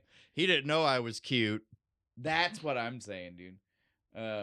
It was a lot of fun. This transitions into first away game. The airport. Dude, this was good. This gets us our floater pitch. Scruffy McGee. I have not seen that since Scruffy McGee. Or was it Scuffy? Either Scuffy, way. something like that. Yeah. But the floater. I've not seen that in years. Again, And Brigma's a fucking cheapskate. it's dude. our clue, though. That was our clue to Yeah, who that she mom is is right? the actual she ball knows player. what to do. Because he calls it out as a real pitch, right? yeah. Like, it wasn't like that's a strange thing. He was like, no, that's an actual used in major league pitch. I ain't seen that since 65. Right? You know, one of those things. No, you're right though. He is the cheapest of cheapskates, dude. Like when he gets on this fucking plane and he starts to tell him his plan, he's like, "Look, when we're away, we conserve energy on the field. We can serve food on the road. What You the want to hell? take your leftovers and you want to keep them in your vomit bag." Takes the little cake, wraps the breakfast. It's like there's a continental breakfast at most hotels. Well, and they were in a nice hotel, so there was like there's breakfast. a restaurant down there, buddy. You can get whatever you want. This man don't you care. cheap though. bastard. Dude, this man don't care. Luckily, he gets pulled away from Henry, and Chet says, "Fucking get over here. Yeah, come over here. Fucking stay away from Brickma. That guy's weird, dude." He's only on the team because he's kind of concussed. Now, you say what you want, though. Brickma proves himself worthy all the time. He is what Henry needs. Henry needs a guy like Brickma. Like, even with fucking Chet there. Yeah. He needs a guy who's, like, so damaged in the head, he's almost like a kid. And that's what Brickma is. I'm going to show you the fun stuff. Right? The Stedman's going to actually like teach you the game. Stedman, though, calls him over. This about the food. This is the best Salisbury steak I've ever had. I You was want a like, piece? dude, Salisbury It's like, steak's disgusting. yeah, Salisbury steak kind of sucks no matter Dude, how good like, it is. Yeah, like good Salisbury steak is still like mediocre. Still just kind of okay. Yeah. What are you talking about? I would have opted. Because I've tried. Chicken fingers is right. Yeah. Henry was right. Eat the chicken Eat the strips. chicken fingers. That's all it was. Chet wanted some of his chicken fingers. He's like, oh, I made a mistake. I shouldn't have ordered this. I do love this though, because this gets us our hotel and our first wild fucking moment from goddamn Brickman. Well, I mean every moment from Brickman is wild, but this one was extra crazy. And again, why Daniel Stern did it was so that way he wouldn't have to direct himself.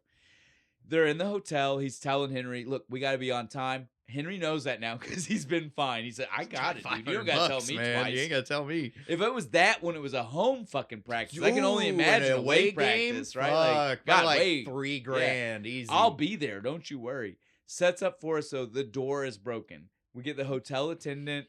Weird guy. Swear to God, thought he was Galaxy Quest I did person. too. He looked like He's one not. of the Thurmans. I looked it up. I had to look it up. Thermians. Yeah, I had to look it up to make sure. Definitely not. The way he fucking plays it. They're like, I'm sorry, your door seems to have malfunctioned. I'll get right on fixing that for you. Thank you. He does not. Nice guy. He does not. No. He does not. Henry goes to his room, talks to his friends, has a good time, Yep, eats a lot of candy, fucking, watching like, gift fucking basket. pay-per-view TV. Fuck yeah. Great time. It's finally time for the game.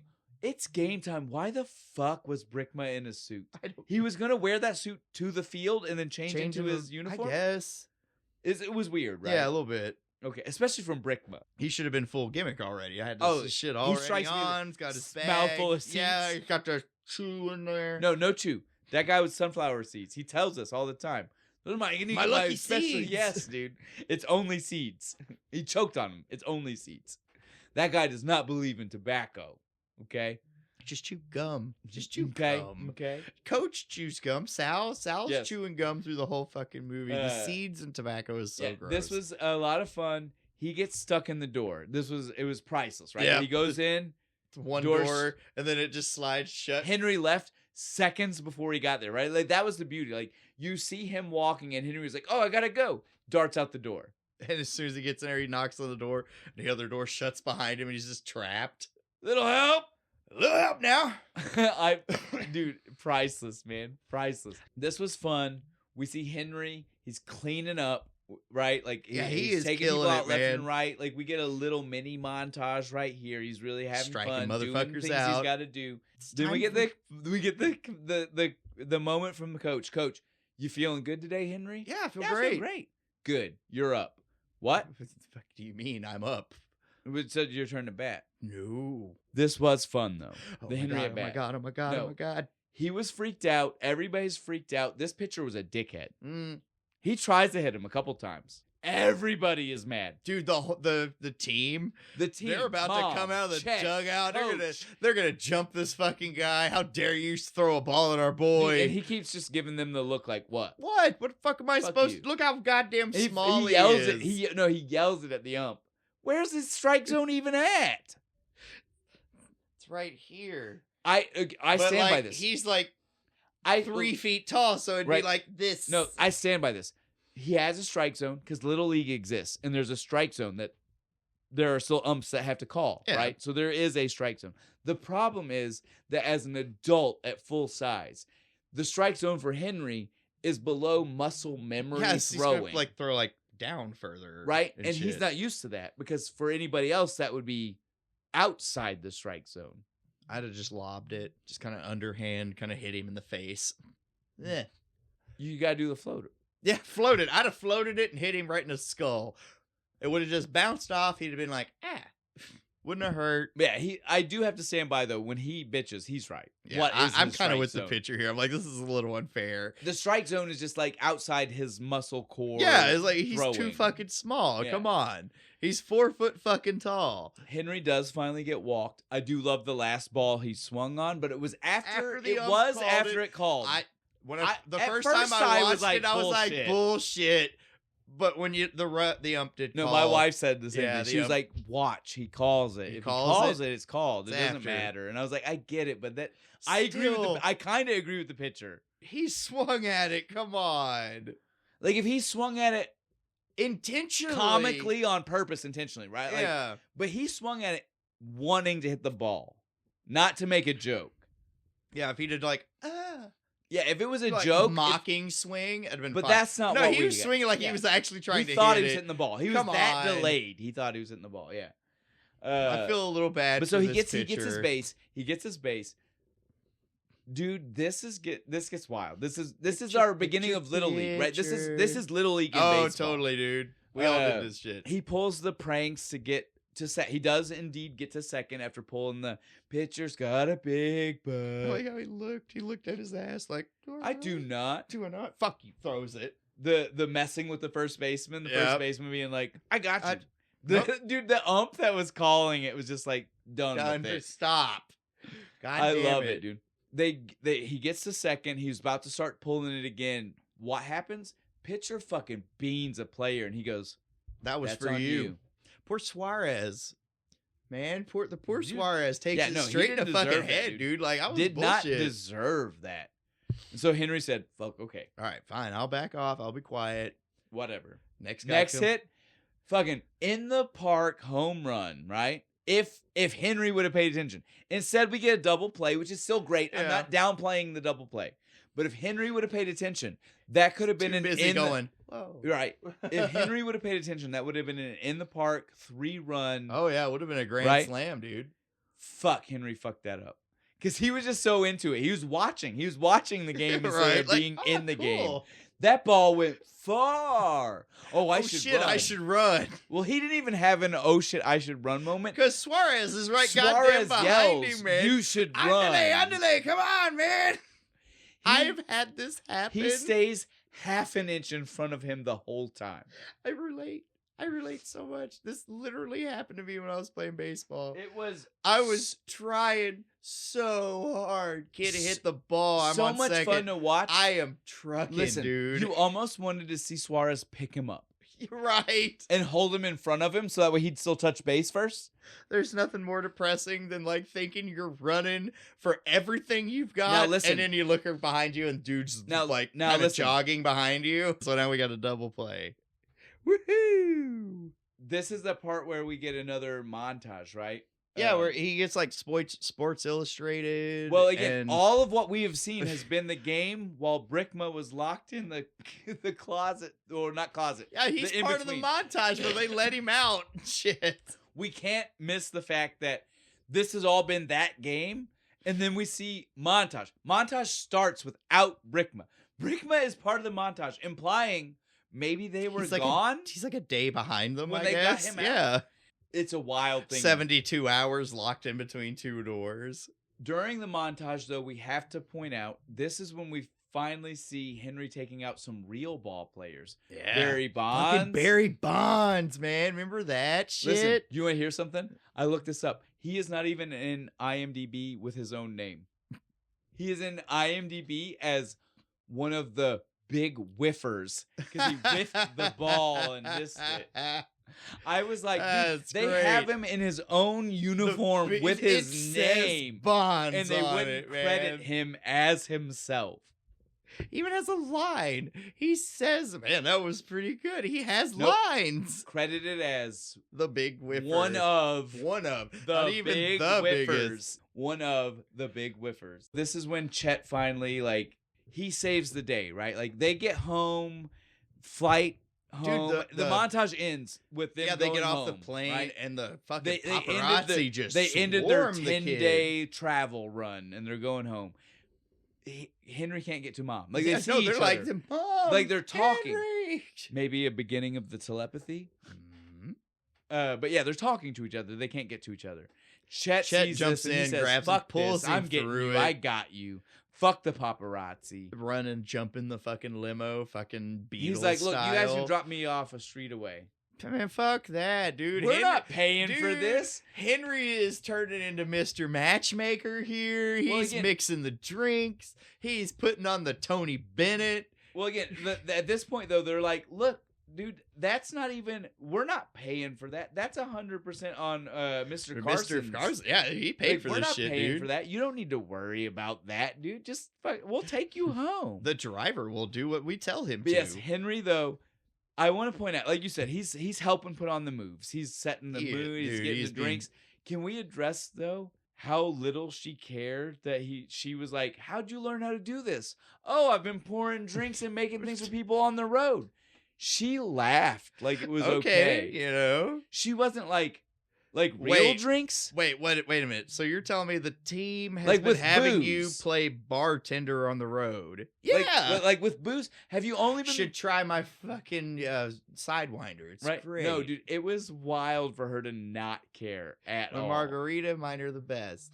But Chet also doesn't help because Chet was just like, yeah, he's a real socialite now.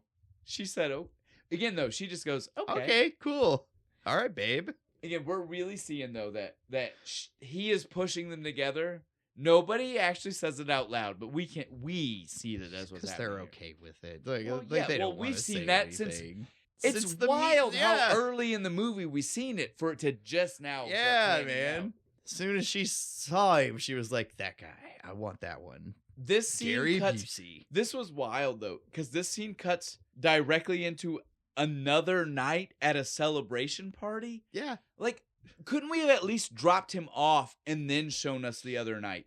I felt like this was literally like they took the limo to this party. Right? But they said that's not what it is. No, they said they were going home. Yes.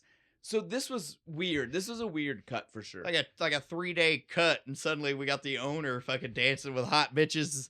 Where'd she go? And then Chet dancing with Mary, proving the love already. Right in front of Jack, dude. He's murdering her feet. Yep. And she's okay with it. She even says, "It's fine.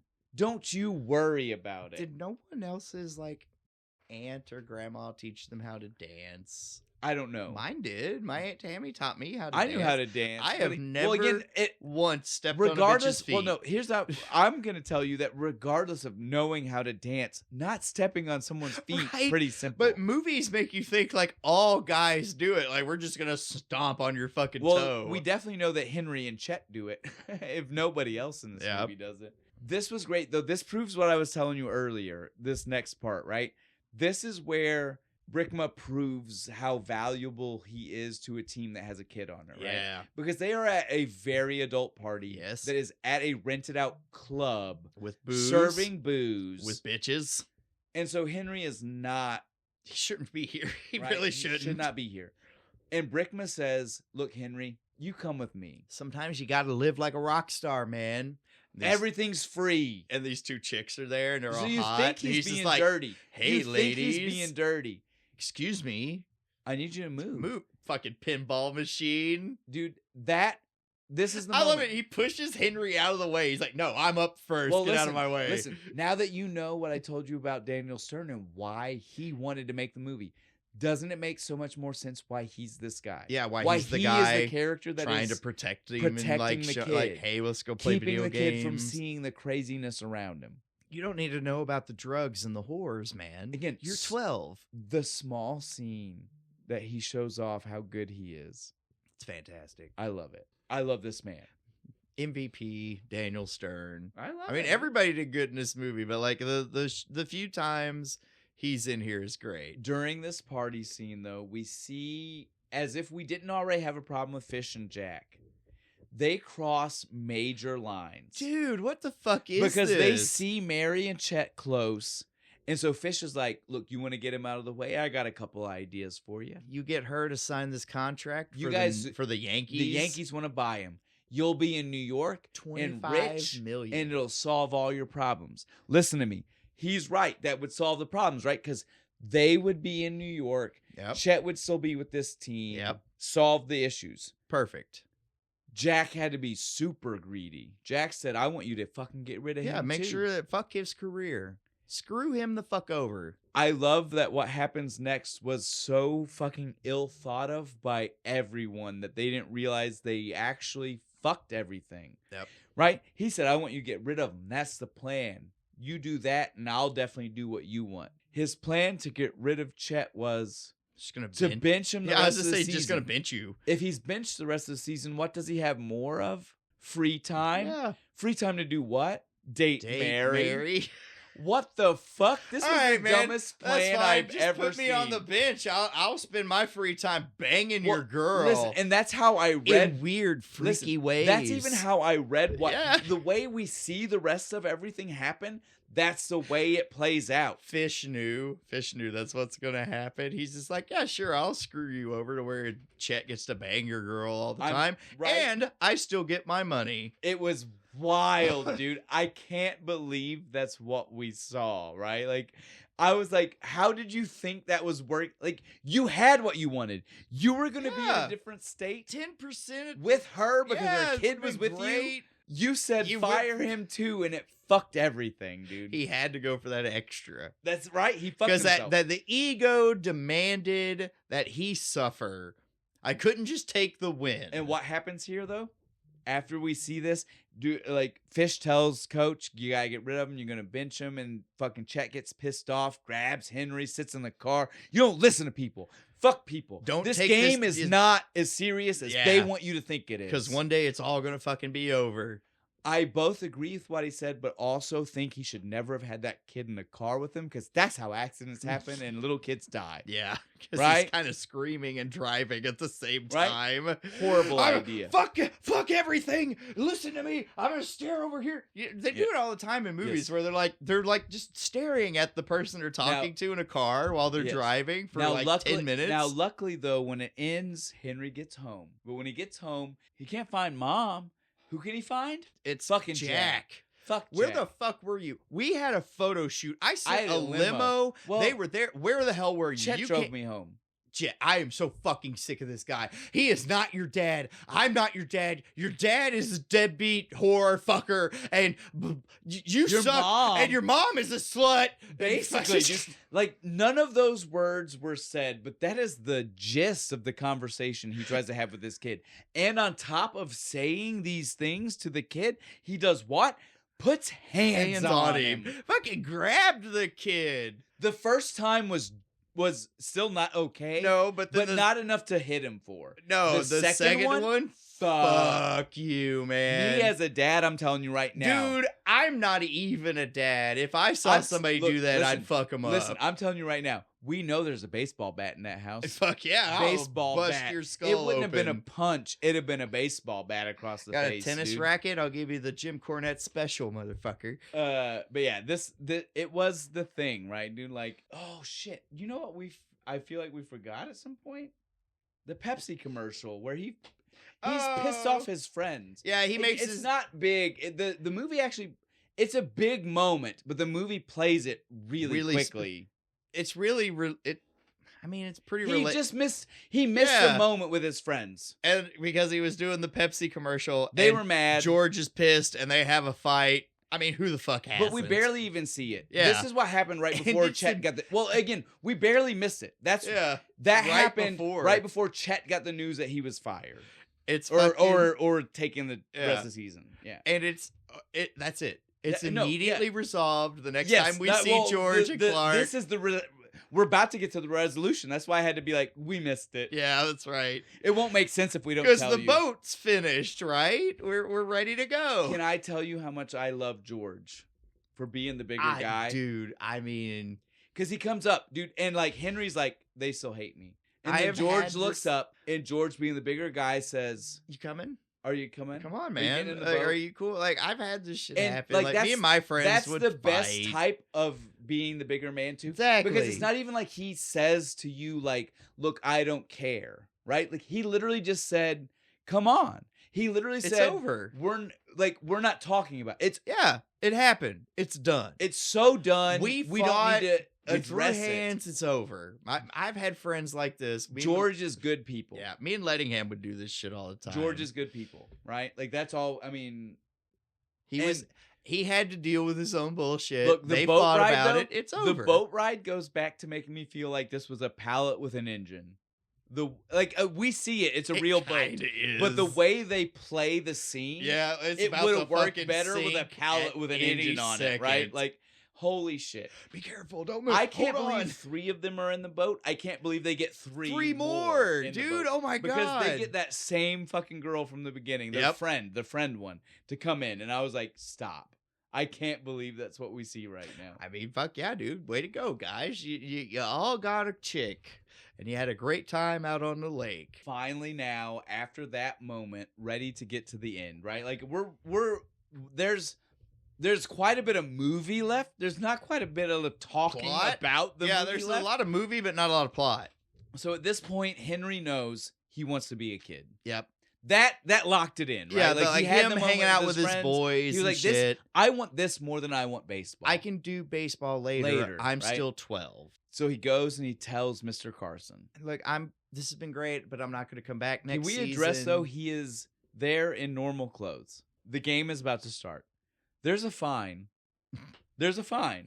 Maybe it was like maybe Carson just like hangs out at the thing. It's like 10 o'clock in the morning. That's why Carson says it to him. The game's about to start. Yeah, that's right. It's because there's a fine, dude. Dude, go run. Regardless of what speech he gives, there's a fine. Is it 500 each time, or does it like that increase? Was for practice? This is a game. Oh no, a game is probably like $5,000. Run your ass to the locker room. Let's also not forget that he made $100,000 for this season. But still, $5,000 is a lot. But yeah, they have this speech with Carson, like, no, look, dude, I want to be a kid. I understand that now. And this Carson was fucked up. is totally okay with it. He's like, that's great. We're I gonna get miss it. you. That's fine. Fuck yeah. Finish out the season though. Please go get ready. Please. And then right before Henry leaves, he was like, yeah, I'll do that. Not a problem. Can I ask you something though before I go? Sure. If you guys love me so much and you don't want to see me leave this season, would hate for it. Why were you gonna trade me to the Yankees? The fuck? Yeah, that's what Mr. Fish said. And then slowly look over at Fish. Dude, I love that, dude. Mr. Carson goes, okay, go. Like I said, you just go please on. go get ready. Get on the field. Be ready. I got to deal with this. I'm going to sit down in the normie section today. I'm going to go down to the fucking, like, the plebs. Right? But before I do that, I got something to deal with. I love this, though, because we all expect that he's just straight fired. And at the very end, we get the icing on the cake. It's not even fired. He's selling hot dogs. Hot dogs. Get them. Although I do have a problem with that because I think Fish would have been told he's demoted, even as nephew, and then been like, well, fuck you, Unc. I'm out. Yeah, I'm out of here. Go kiss your ass. I'm not selling hot dogs. I don't think this character ever would have done that. I would. Well, yeah, no, but we're also not that guy. Yeah, like anyone would have. They'd be like, well, kiss my ass, Unc. So, yeah. Not selling your hot dogs. We then, though, get to see this is the final game. And since at this point, Fish's bullshit has been brought to the surface, Jack's bullshit has been brought to the surface. It's all void. I guess that means that the coach knows that bullshit was all associated to that. So I would assume, So he walks up to fucking Stedman and he says, look, you're going to win it for me, right? This is a big game. I can't trust some rookie. I need experience. I need a veteran. I need a guy who knows. What are you saying? I need you. You're starting, man. He's just like what? The look. But the look between the two of them. He does. He touches his shoulder like, Coach, you know. You sure? But I don't know if I can. The look between the two of them. Because here's the thing. They probably already put into writing that he has to ride the bench the rest of the season, right? Yeah, probably. This is probably the last game time that wasn't in writing that he had to be on the bench for. So that means that even from Stedman and the coach's point of view, this is his last major league game, like real one. Yeah. Because it doesn't count on the bench, right? It's not going to your stats. Yeah, you're just riding the fucking seat, man. You're not getting any. So this is the last one he can do something for. Coach knew it. He knows it. This was we're brothers in bond. Yeah. Over this. I present you with one last chance of glory, brother. Tell me that's not what it was. It totally was. And so he die on your sword, man. He does, though, dude. So fucking great. 6 seasons. We don't get to see everything, but we can imagine the first 5 solid out. The old rocket is back, right, buddy. Well, no rockets. We see. Because dude throws the 1 and he tells him no, and we see the 3-2 changeup, right? Which means that there's a whole other fucking movie here. I want the rocket movie. It means that Stedman is a ball player. Yes, he knows all the pitches. He knows strategy. Yes. He knows how to do this strategically, right? Exactly. I want the movie. There's a whole other movie here. Well, because it could have been. Because we see everything. Yes. We see his triumphant moment. The end of his movie. He breaks his shoulder. It's gone. He hears it. It snaps. It's gone. He's got one more pitch in him. He tells the coach, give me one more. I'm going to pull I got it. One more. Give me one more. Fuck it. You got it. One more. Ah, my heart. Oh, he throws I love it. I love he throws glory. It and it's broken. It's not coming back. He fucking screams when he fucking says, ah. But what happens? Ball comes straight to him. Straight to him. Fucking pop up, catches it, but he can't throw it to home.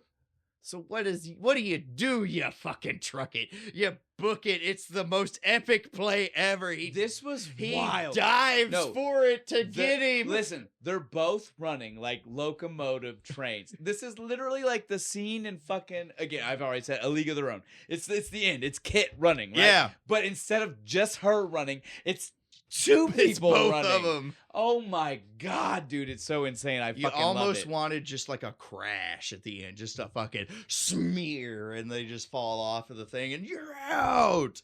It's almost what we get though. Really, they both dive in, so we don't see. I wanted more of a spear. I know, a little Goldberg action. But I feel like that's a technical not okay in baseball. Is that a foul? Is that a foul? Well, it's not a foul, but I don't think it would have counted as the out. Unsportsman conduct. Yeah. They played this scene the way it would work as still counting as something that works in baseball, he's right? Just diving with the ball. Well, and he dives, and the thing that makes it important is that he dives, he's the one that hits the base. And because the other guy was sliding and trying not to get dove on by him, he slides slightly to the right of base.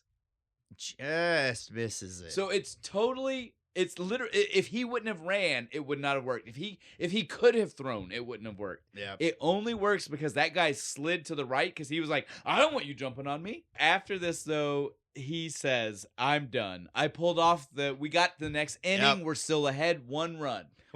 I can't do this. I love Sal. He's like, will you let me finish the season before you take my job? Good. Well, No, I won't. But so who does he call in? Rowengartner. No, this time was the right one. Rowengartner. My heart. I need you to go. What the hell did he call me? It's the only time in the entire movie he calls him by the right name. Easy work, right? Because he starts doing. Yeah, dude. Henry does what Henry does best. We get our. Oh, we forgot to mention during this because, like we said earlier, Daniel Stern needed to keep himself occupied. He got locked in he got locked in the equipment cage because he forgot his lucky seeds. And so this is the moment, though, we get one of his other, like, again, for a guy who's barely in the movie, famous quotes. Let's play some ball! Let's play the ball! Right? Breaks it. Like, everything fucking shit falling in the fucking cage he's locked in. But yeah, this is the moment, though. Henry, he cleans up, but though, once he finishes cleaning up a few rounds, what happens? Exactly what we seen earlier in the movie, right? It's the beast. He's running out. It's Hedo. Oh, wait, no, I'm too fast. You're jumping the gun. My bad. Before we even get to Hedo, it's the other guy. It's the dude that was the second person we seen him. Yeah. Because it's the same team. And so they've reversed their play order. And so the second guy we seen him, the guy that he threw the ball underneath. Almost took his feet out of. That guy is now on the field. Henry is running out to the field. And what happens? There's a ball. Another fucking ball. I have a problem with this one. I do too. I have a problem with the first one. The Sandlot kids would be mad. Yeah. This one I have a problem with because somebody gets paid to do this. Yeah, dude, this is somebody's fucking job to There would not be a police the dangerous balls. ball in the way to him getting to the pitcher's mound. Even in like Little League, the umpire hands the pitcher the ball at the beginning of each inning. You're like, here's the ball. Now you can start pitching. What happens to him though? Takes another big fucking bump. And again, another not believable in physics.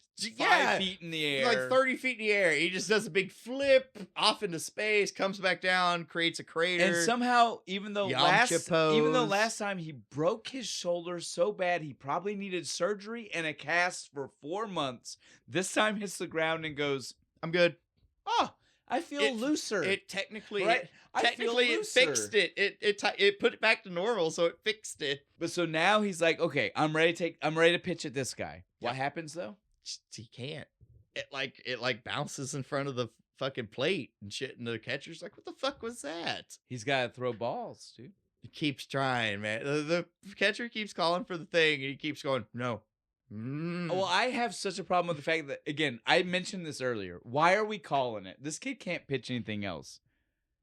There's no need to tell him. It's a good point. Like, no, I have one pitch. Stop doing the thing. That's what you're getting. Yeah, if I can you're give gonna it to get you. it no matter what. Like, I know how to do a slider. The only reason the call exists right now is because we need a moment for him to acknowledge to them, I can't do that. What's the super fancy pitch? The corkscrew where it goes whoosh, whoosh, whoosh, whoosh, whoosh. But so this goes on until finally, like, enough balls. The guy walks, and then he's like, "Look, I need everybody coming." He calls timeout. in. Like, you guys gotta listen. I don't have my powers. It's dude. gone. He literally even says it basically that way. Like, my superpower is gone.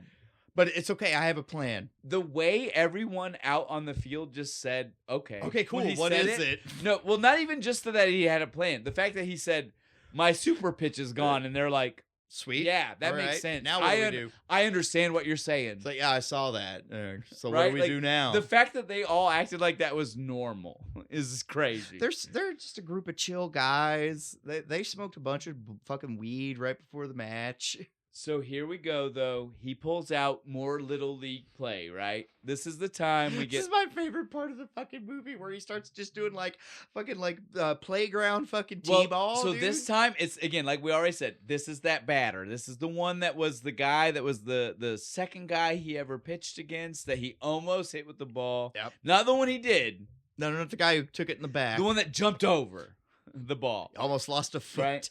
And so it's the same guy. He gets to first, and when he's at first, we have Fun this fact, moment. Guy lost a toe. Broke it right off. So we get to the first, and he's like, okay, we're going to play a game. Yep. Oh wait, no, the first one isn't It's even the- the game. it's like the the first hidden one is the ball trick trick, one. Yeah, guy. the first It's one's the hidden hidden ball, ball trick, trick. with a different guy. That's right. And then the He- second one is when we get the Yeah, the when he second does trick. the I dare you to run. Yeah. So first one's hidden ball trick doesn't work. I remember I had to tell you this. Baseball rules. Not even like just like we all know that that's like some bullshit. Yeah. But like legitimate baseball yeah. rules. The reason that doesn't play, if you call a timeout, timeout doesn't end until the pitcher has ball in hand on the mound. So the second they would have realized he never had ball in hand, they would have retroactively said, we've never been in play, and therefore you can't. We've been on timeout this whole time. So that you never could have tagged out the guy on first. But that's no fucking fun. No, yeah. So fuck it. He's out. You know, like I didn't miss that much. They're both walk-ons. But when he gets that guy walked on, he says, I'm going to pull the Back to the Future. I can't think of a better name for this because he starts calling him a chicken. Can you think of a better name? Even janitor from Scrubs just looks at him and goes, no, that was, so now we know his two positions, pitcher and first base, right? That's what it. it is. He's like reserve pitcher and first baseman. But yeah, so we get this beautiful moment though where that guy's like, fuck you. I can't do throw it really high. Well, because he threw it up once. Yeah. He threw threw it it real up high. and he caught it and he goes, you should have ran. It would have been your time. Yeah, that was the time to go. Listen to me. You do it one more time. Really high. I dare you. Let's go. I'll do it. And so Henry goes, okay. Fake throws it and immediately just books it toward the fucking guy. Pulls the famous moment he's redoing the moment that we saw from fucking Gary Busey, right? Like this is Chet Stedman all over again. He's seen it. He said that worked. Yep. I'm going to do that. And he fucking... I still call him bullshit. Never would have worked. Yeah, no, real life. This 12-year-old ain't catching this guy. If Chet Stedman was as fat as Gary Busey, I don't know if Chet did it. I definitely don't think that little fucking Henry Rowengartner did it. He was a little chunky. I wouldn't call him fat. The scene right before he ran, he was big, dude. The running, he looks good. Busey, I love you, buddy. You're great. Anyway, Hedo comes up. He's like, remember me, motherfucker? I'ma smash this shit. Hedo is officially like, fuck all of this, dude. Like, you don't know. I took you out before. I'll take you out ain't again. Nothing. I eat, as I said, I eat fastballs for breakfast. They all know they got to pull the prank on him. They got to pull the trick. And they do. First one works perfect. Let's tell him he still pitches the fastball. Yeah, right? He can't do it. He can't hit your fastball. So what happens? Change he thinks up. it's a fastball, change up, misses it. The only time he actually throws a different pitch in the entire movie. Well, and besides the dude the catches balls. it. Yeah. God bless him catching it. Because next one. Foul ball in the strike way. God damn, though. So close. Like, it was a strike. Thank God it was a strike. The best part is John Candy and the other guy. It's fair. It's foul. It's fair. It's foul. There it goes. And John Candy looks like, see, I told you it was foul. You were wrong again. During all this, we also get the hot dog conversation. Again, like I said, the guy bought a fucking franchise just to eat free Cracker Jacks. What do you mean hot dogs are $3 a piece? Yeah, he's never paid for any of this shit. Listen, I'm telling you right now, hot dogs at a major league game today, $10 plus. Easy, dude. The fact that he was shocked by 3. You want to, and you can still go buy a pack for less than 5. For less than 5, dude. A beer at one of these things is like 11. And again, I mean that you can go buy a pack of whatever they're selling you. Like fucking Hebrew National is less than 5 for a pack. Back to the game. So he pitches against this guy. We're down to the last pitch. What do we have? We forgot to mention earlier. Telepathy. The mom and the mom has like total fucking telepathy. Well, because as soon as he loses his powers, right? Like she knows. He slipped on the ball, she knew, and she was like, oh shit. No. And so like there's just this weird telepathy going on. And at this point, it's like feeding him knowledge telepathy, right? Like it goes the opposite. There's one part where she just stares at him like, look at the glove. Look at it. Beautiful, dude. I love it. Look at your glove. Right? It was me. No, this was great. It was me the whole time. No, it wasn't even it was me. He rips it off first and he goes, it was you? And again, the telepathy. Yeah. It was you. And she goes, it was me. Love this part where she's just like, yeah, it was me. Now float. Just float it. And so he says, I got this. Dude, when she did the float pitch, it looked like you could throw that in a game, and Yeah, I would say it looked normal. Yeah. Right? Because she kind of just like flipped her wrists, but she kind of looked like roughly in a pitching position. More of a flicking motion. Well, and like in a pitching position, right? This motherfucker throws his arms so far behind him. The most elegant pitch and then brings it I've up ever seen. because they slow-moed it. It looks Right? like he's bringing his hands so gracefully forward that, yes, it looks like he's doing the ballet, It's like not a pitching Yeah, it's like a baseball. flutter. Like, woo. It's so crazy. And then you see fucking Hedo, tongue out. Oh, I hate it. Licking, like, he's licking top, down, left, right, and center. I'm going to throw up. Like, for real. Everywhere. Both before and after. No, swinging. the after is the worst because there's like a piece of spit that like comes off. But you gotta at least give the actor, dude, right? Oh, like he dude. swung so hard. He gave it hell, you can dude. literally, like, there's momentum in that saliva. It comes flying off. It's so gross. He misses. Props, man, dude. Way to commit. Misses game 1. Cubs win. Cubs win the pennant. This is just the pennant. Let's make sure. Right? Everybody understands. Yeah, we're not. This isn't World Series. That happens when we don't see. We want to make sure you know that because I feel robbed because you'd think they'd tell us. Yeah. How that played out. No. It literally goes from Transitions a cut to him into him Little League. Yeah, him catching the ball in Little League and winning that tournament. Cool. Bonus. Chet is his fucking coach. Gotta be a stepdad. Yeah, hooking up with his mom. It's all nice. Happy endings. Last thing we see after, like, the team's This cheering. is the biggest problem. Well, listen. Team's cheering him on, despite the fact that they know he's a good player because they just watched the whole season of Chicago Cubs baseball. I don't get it. And we know they watch because we seen that earlier in the movie. Yeah, because they're watching on the TV. I got a problem. This whole end segment, I have a problem Then with. the very, very last thing we see, because again, this is way before end credit scenes or anything like that. There's nothing special hidden at the end. This is it. The very last thing you see, motherfucker throws his fists up in the air. Champion. World Series champions. So the Cubs won the World Series. Which did happen finally. It did. I'm super happy for Way them. after. But not now. Wasn't it like a year after? No, it was way after this. Or no, like the Back to the Future. Yeah, it was like a year after the Back to the 2016 Future. Yeah, it was a year after Back to the Future. So yeah, congratulations on that. On that note, guys, we are done. We are gotta done. wrap this Movie up. is we over. Went long. The episode might not be as long as we went, but I always like to let you guys know when we do go long. So that way, if you hear a short episode, you know maybe you should join Patreon because you'd hear the extra. Fuck short episodes. Short episodes are boring. We need listen, long ones. No, but short episodes are only boring to the regular viewers.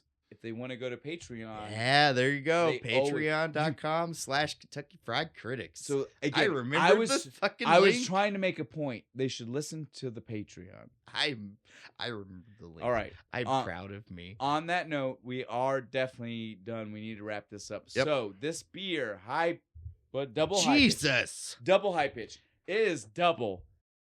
That's for it's sure. dangerous because it tastes does not like, taste like it's there's 9%. We've talked before about how sometimes a less strong beer has that watery flavor. Yeah. This almost has that flavor, but it's strong. It's 9%. It doesn't make sense. I'm a little drunk. Kudos, guys. Kudos, guys. Fuck yeah, dude. Hi-WireBrewing, double high pitch. I almost just said high pitch. Next week, we need to address Bo. You want to hit him with the beer? We are going to do our own special brewing house, Sawstone Brewing Kaiju. Because we got to do some monster meat. Kaiju. Do you guys know what a kaiju is? It's a fucking giant monster. Godzilla is a kaiju. Preferably Japanese, but they can be from anywhere. And I know, I just said Godzilla. Was that Yungari and you from guys, North Korea? That's a really good one. And you guys all just heard kaiju, so you might all be thinking, oh, well, they're obviously doing it's going to be Godzilla. No. Rodan. No. Oh. We're going for my absolute favorite when I was a kid. But we're doing the modern one. So nice. I've never seen this one. So we are doing Gamera, my The favorite turtle. kaiju. He's a I giant. fucking love turtles. He's a giant rocket-powered Space turtle. And I love him. And he is friend of all children. Exactly.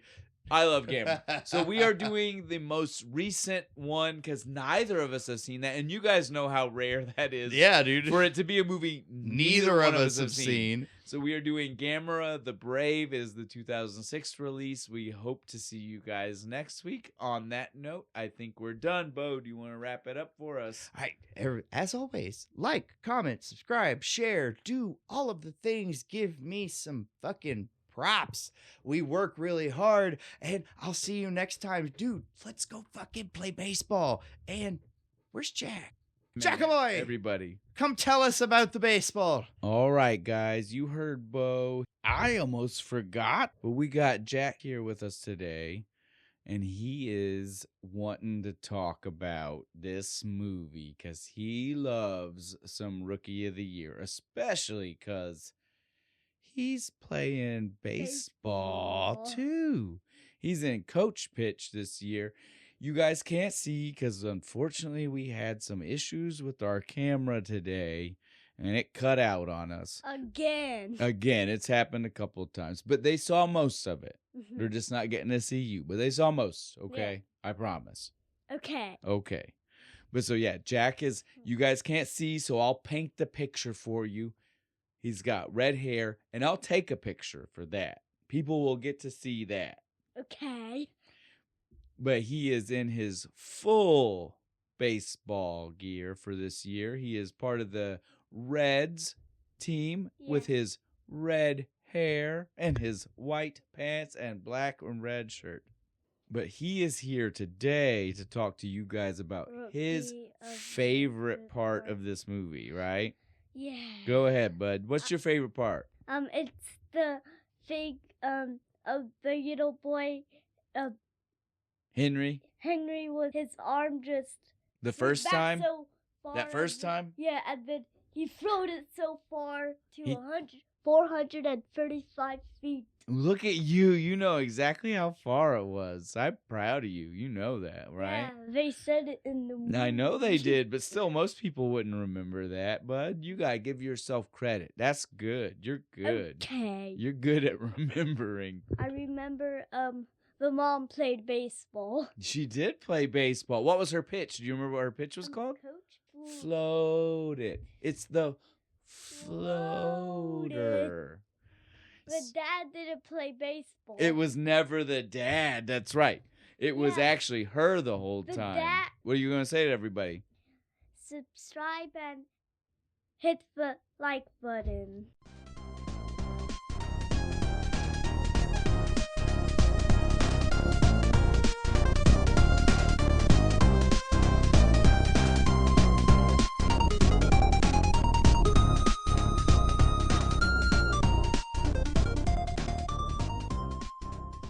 Did he just say funky butt loving? Goddamn right he did.